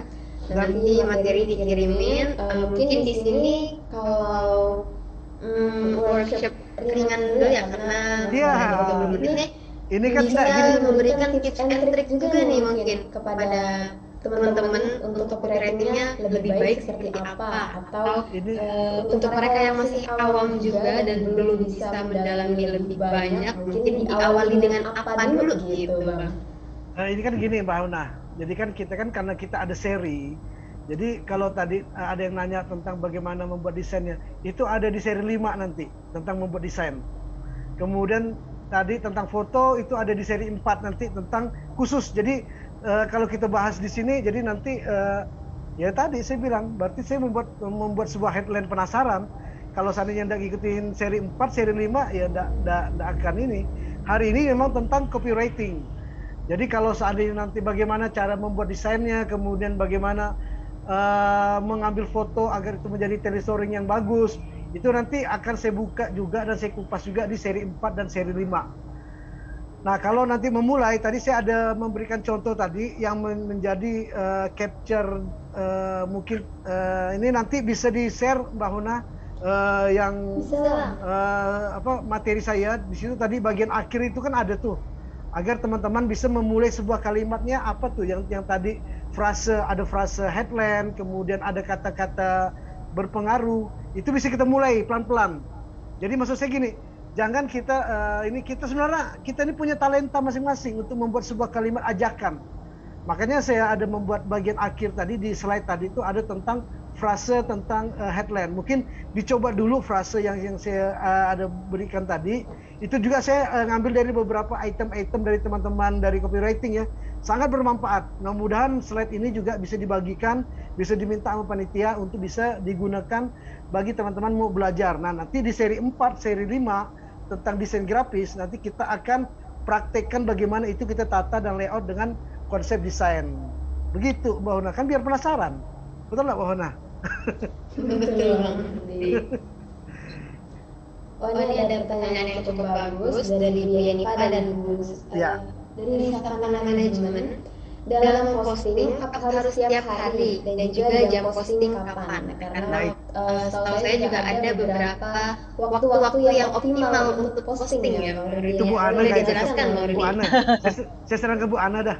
Oh siap, kalau begitu boleh Bu Ana, kita tunggu insight-nya. Silakan Bu Ana. Kalau kapan memposting ya jangan sering-sering juga. Artinya kita kan harus tahu ya. Iya. Kayak kita sudah memberlakukan AdSense ya. AdSense itu kan berbayar. Kalau kita sering posting ya bayarannya kita membayarnya juga pasti lebih. Tapi ada semacam waktu-waktu di mana kalau orang ngomong itu prime time. Waktu-waktu di mana orang-orang itu sudah pegang gadget. Seperti misalnya karena ini pandemi ya, mungkin kantor-kantor agak ya istilahnya belum pada masuk semua. Tapi kalau normalnya aja itu biasanya di jam 6 sore misalnya ya, mereka sudah pulang kerja nih, ya sudah pulang kerja, belum bisa pulang ke rumahnya, apalagi di Jakarta tuh kan macet. Jadi mereka sambil nunggu apa kendaraan atau apa, peganglah mereka gadget. Nah itu tuh prime time, jadi tidak membuang cost. Ya, tidak membuang energi atau cost untuk yang belum waktunya, gitu istilahnya. Jadi harus mencari memang waktu-waktu apa sih, kita bisa browsing kok. Prime time itu biasanya untuk anak sekolah itu, makanya kita nyasarnya kemana? Anak-anak sekolah kah, pekerja kah, atau apa? Jadi kita bisa tahu prime time-nya mereka itu di mana. Kan nggak mungkin mereka sekolah pegang gadget, nggak mungkin lah mereka kerja lagi pegang gadget. Jadi nggak akan dilihat iklan kita, sudah tergulung dengan yang lain, gitu. Intinya sih begitu. Jadi memang harus ditentukan waktunya, apalagi kita ngiklannya berbayar nih, misalnya. Kalau enggak sih mau kapan aja ya, tapi kadang-kadang orang bosen, ya lu lagi. Yang dilihat bukan penasaran istilahnya, tapi ada kebosanan gitu bagi orang. Aduh, ini lagi akan mengganggu malahan mereka untuk itu gitu lah. Ini Gitu Mbak Hona, Iya, saya Bang mau Budi. jawab punya dari pertanyaan dari Bang yang dari Palu nih. Boleh, silakan Bang Nah, Budi. untuk gambar, video, apakah memakai aplikasi? Jadi satu mungkin saya bilang tadi nanti ada di seri 5 ya, dari HRA Res di Palu. Nanti ada seri 5, nanti ada penggunaannya. Cuman saya jawab begini. Kalau untuk penggunaan aplikasi atau untuk gambar dan video, itu memang karena tidak semua orang mempunyai talenta untuk sebagai seorang desain grafis. Ibaratnya semua orang bisa menggunakan komputer, semua orang bisa menggunakan HP, tapi atau misal gini lah, lebih mudah. Kayak Mbak Ana ya, Mbak Hona, biar kita juga tahu, beliau juga seorang pelukis. Beliau juga seorang talenta pelukis yang memang udah tingkat nasional. Jadi semua orang bisa megang pensil, megang kuas, semua orang bisa megang kertas. Saat kita disuruh menggambar, ya kan, kita bisa mencoret-oret, tapi kita tidak bisa membuat gambar itu hidup dan juga menjadi sebuah lukisan. Hanya orang yang bisa diberi talenta, seorang bakat menulis dan melukis. Nah, begitu juga dengan video atau gambar. Banyak aplikasi yang ada di luar, memang kayak Canva, kemudian ada juga PixArt, ada yang lain yang memang sifatnya itu bisa dipakai oleh teman-teman yang mungkin digunakan dari HP. Tapi memang sangat direferensikan untuk menggunakan aplikasi yang memang khusus, dan juga mulai sekarang ayolah kita belajar untuk belajar membuat desain. Memang kalau seandainya untuk PC itu dan laptop disarankan menggunakan Adobe Photoshop atau Corel. Tapi kalau memang teman-teman dari mentor juga pengen yang instan, itu ada PixArt, ada Canva. Saya lebih referensikan ke Canva, karena Canva itu kita udah dikasih guide gambar, tinggal kita bisa memilih mana yang mau ditebalkan, mana ditipiskan. Nah, video juga begitu. Mungkin gitu aja. Bang Rudi, mau kasih masukan enggak? Boleh. Jadi gini, kalau untuk sebenarnya teman-teman ya, ada kayak sebutannya gini, blogger pemula, YouTuber pemula nih ya. Saya mau kasih tips untuk aplikasi itu pakai KineMaster. Itu gampang banget, saya aja gaptek ya. Saya itu selama ini belajar soal desain atau apa itu dari Bang Rudi sebenarnya ya. Kadang-kadang saya suka begini nih, Bang Rudi ini gimana sih? Aduh kagak bisa. Aduh teh anak begini. Tapi gini ya, kalau kita tidak belajar memaksakan diri kita untuk belajar, nggak akan bisa. Ketika kita bekerja sendiri nih, kita belum mampu membayar orang. Kita kan bekerja sendiri ya, itu harus bisa. Dan kenapa orang lain bisa, saya enggak. Nah, kita cari-cari referensinya yang istilahnya yang gampang buat kita. Ada kok tutorialnya, gampang banget. Saya itu nggak bisa itu, apalagi saya punya orang kreatif, tapi dia bekerja memang profesional untuk Roda Indonesia. Tapi kalau saya buat konten saya misalnya untuk memasarkan lukisan saya bikinnya di KineMaster gitu. Itu gampang banget dan bagus. Kayaknya kurang waktu ini, Mbak Hana. Oke, siap. Terima kasih banyak tambahannya, Bu Ana. Mungkin saya bantu ini juga ya tadi, karena terpotong dengan jawaban dari Bang Rudi ya. Tadi yang pertanyaan untuk waktu posting ya, sama seberapa banyak, tadi itu jangan terlalu sering karena nanti bisa saja menimbulkan bosan. Secukupnya dan seperlunya, serta disesuaikan dengan targetnya ya Bu Ana ya. Untuk remaja kah, atau pengusaha, atau misalkan karyawan seperti itu ya, karena jamnya berbeda. Terus tadi dari Bang Rudi dan juga dari Bu Ana juga sudah menyampaikan beberapa saran-saran untuk pemula di desain dan juga KineMaster video ya Bu ya. Ya, video itu. Jadi bisa untuk para teman-teman di sini yang mau belajar boleh dimulai dari situ, jadi gitu ya. Dan juga dia bisa bikin sendiri gitu ya, mandiri. Ya, bikin sendiri. Dan juga belajar bareng-bareng gitu kita di sini. Jangan sampai ketinggalan di seri 4 dan 5. Betul ya Bang Rudi ya. Dipancing gitu. Iya. Nah, dari nanya lagi, gimana cara jawab chat agar closing WhatsApp? Maksudnya gimana nih, coba dari secondary management boleh dijelaskan lebih lanjut lagi? Atau kalau memang sudah menangkap pertanyaannya boleh langsung dibantu jawab? Ini kan tentang closing.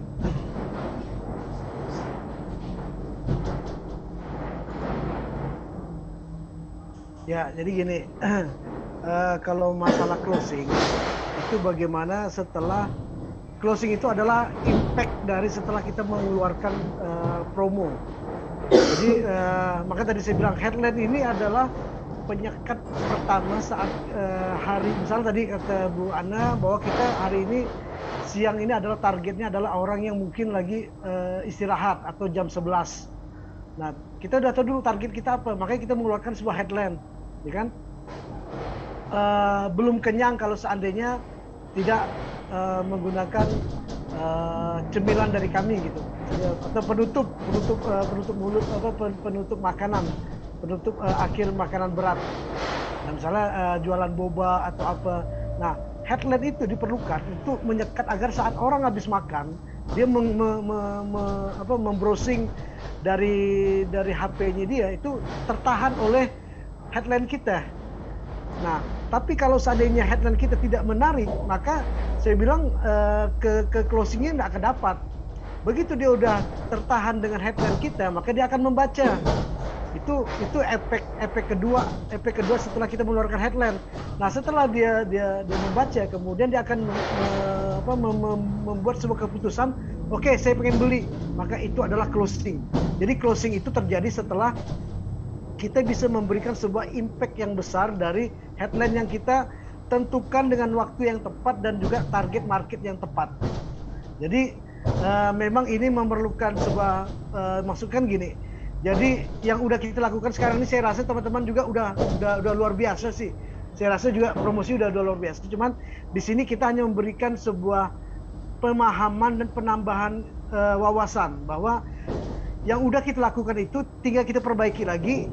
Kemudian headline yang kita tentukan yang dari 12 tadi ada 12 jenis headline dan waktunya kapan hingga akhirnya produk yang mau kita jualkan akan menghasilkan closing. Seperti tadi Zoro tadi yang menusuk yang saya gambarkan ilustrasinya tadi.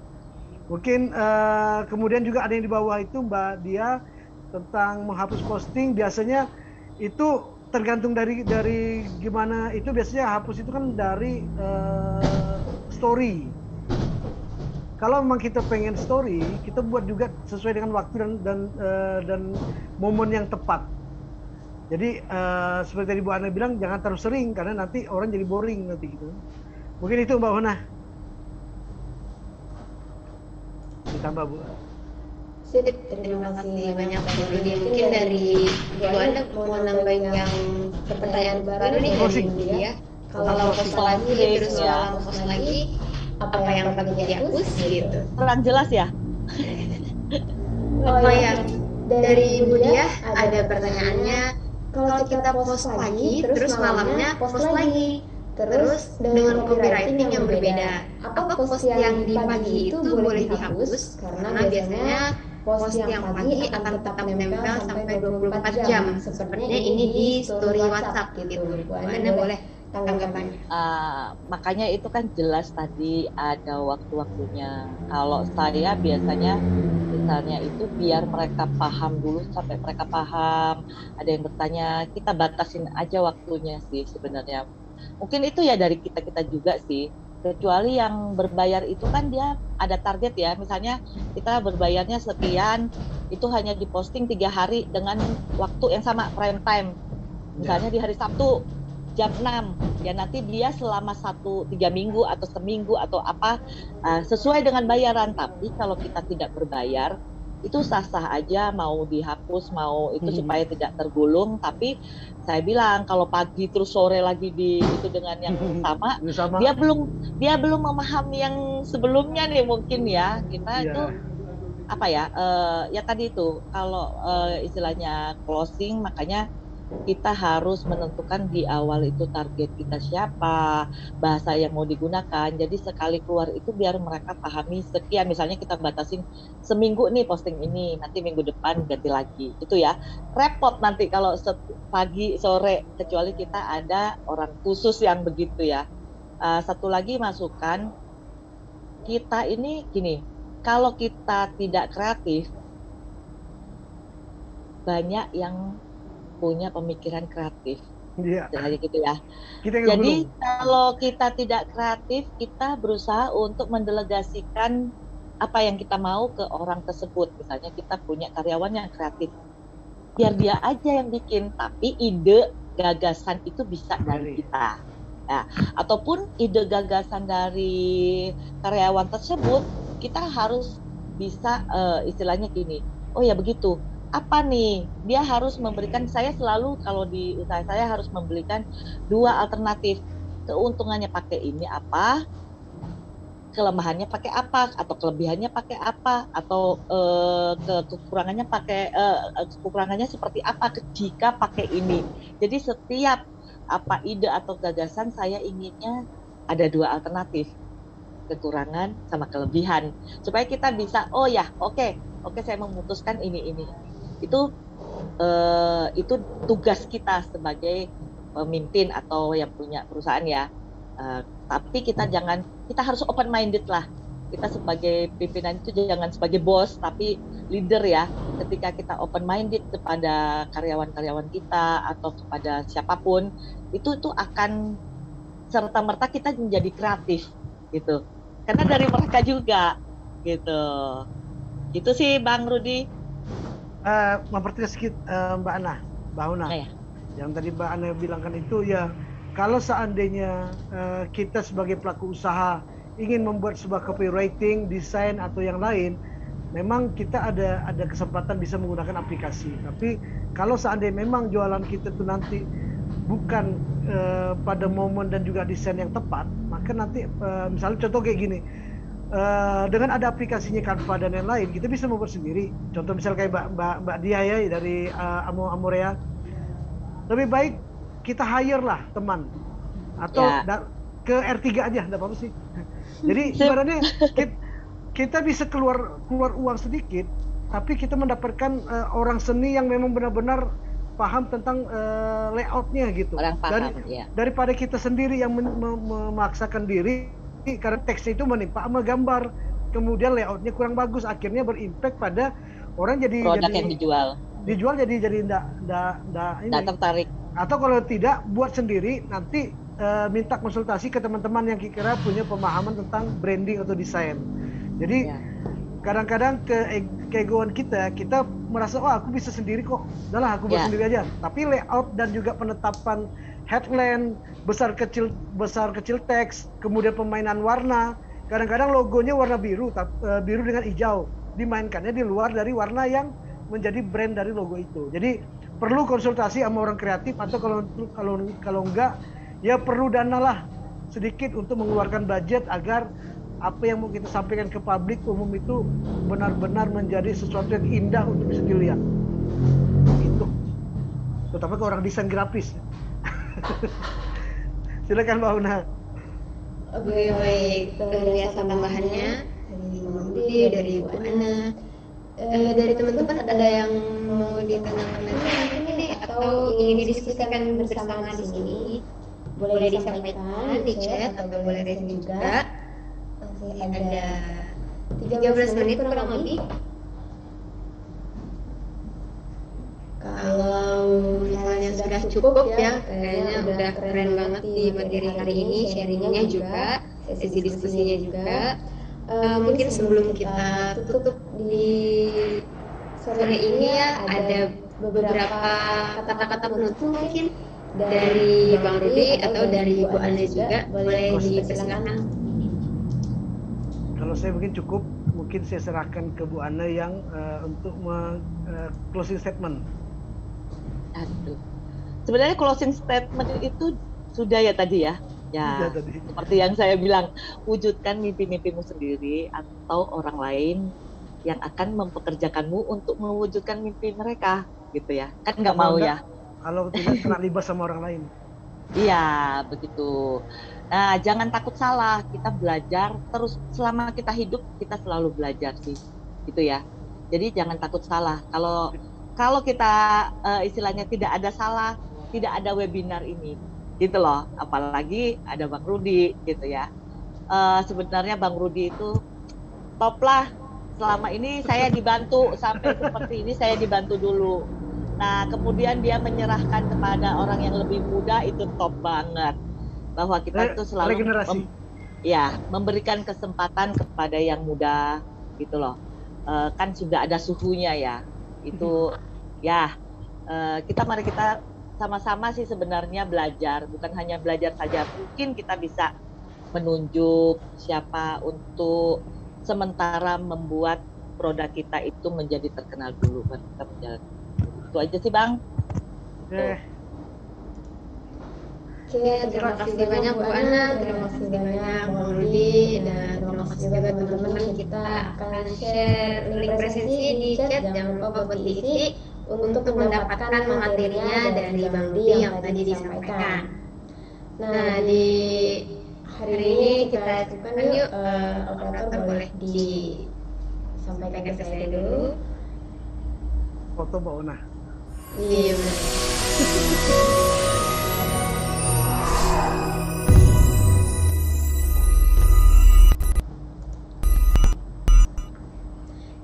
Alhamdulillah, terima kasih banyak Bang Rudi, terima kasih banyak Bu Ana, terima kasih banyak teman-teman yang hadir di hari ini pada pesat pendampingan UMKM sukses dan melesat program HR Academy kelas digital marketing bersama Bang Rudi seri kedua, makna konten promosi dalam branding usaha. Kita sudah belajar banyak mengenai copywriting dan lain-lain, sudah sharing dan juga berdiskusi bersama juga di sini.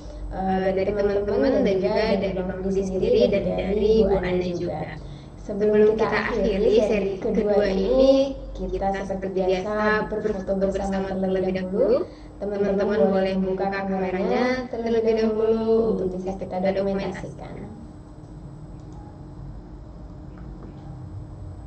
Saya abangkan ada 2 halaman. Boleh teman-teman kita buka dulu kameranya.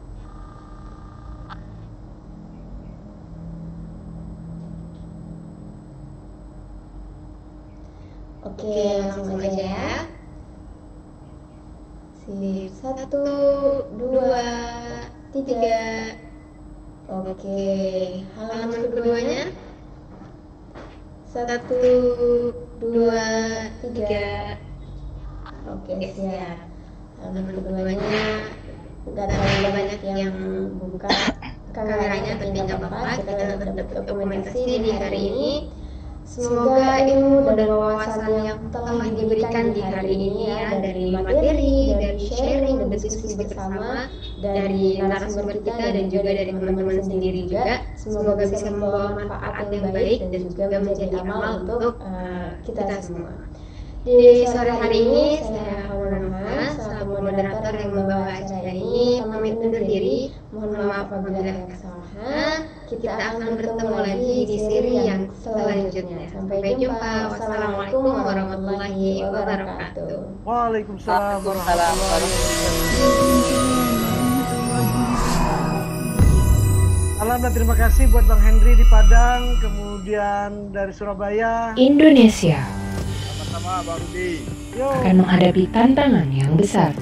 Dari Surabaya. Akan terjadi bonus demografi di Indonesia pada tahun 2030.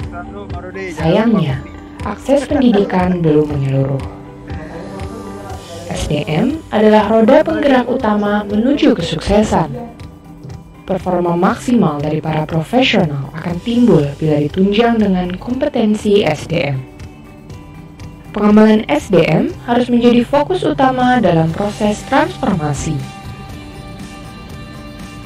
Maka dari itu, HR Academy berinisiatif membuka kesempatan sebesar-besarnya bagi para SDM yang memiliki motivasi tinggi untuk terus berkembang. Berdiri sejak tahun 2014 dan telah resmi beroperasi pada tahun 2020, HR Academy turut aktif mengadakan webinar dan pelatihan baik melalui platform online maupun offline dan menjadi lembaga yang dikenal sebagai Human Capital Solution.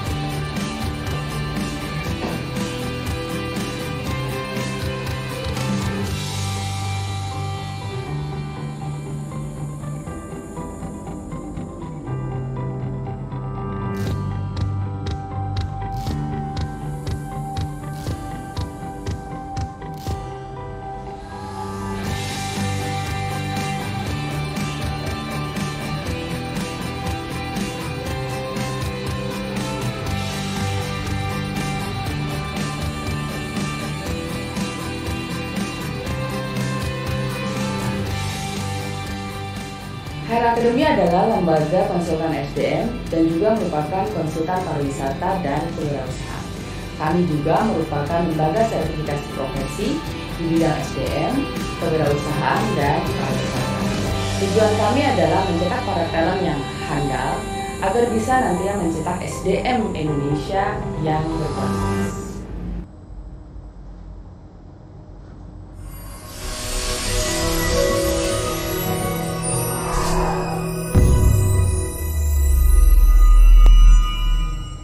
HRA Studio is a creative studio based in Jakarta, Indonesia. We are here to advance creative industries in Indonesia as a part of dedication to our nation. We are a group of talented youth who have their respective areas of expertise. In this digital era, we help businesses empower forward thinking by utilizing the utmost use of digital media in designing products, producing videos, social media management, providing podcasts, and conducting online and offline events. Clients' need is what matters the most for us. Then, we improve the idea in order to level up the quality itself so that satisfaction is gained on both sides. We have also collaborated with both private and public institutions. Dan itu yang buat saya sampai sekarang akan berjuang demi COVID sampai kapanpun. Udah banyak tadi Bung Andi. Saya melihat bahwa kolaborasi ini di teman-teman Yaspreneur ini merupakan satu potensi yang luar biasa ya, dan harus menjadi prioritas.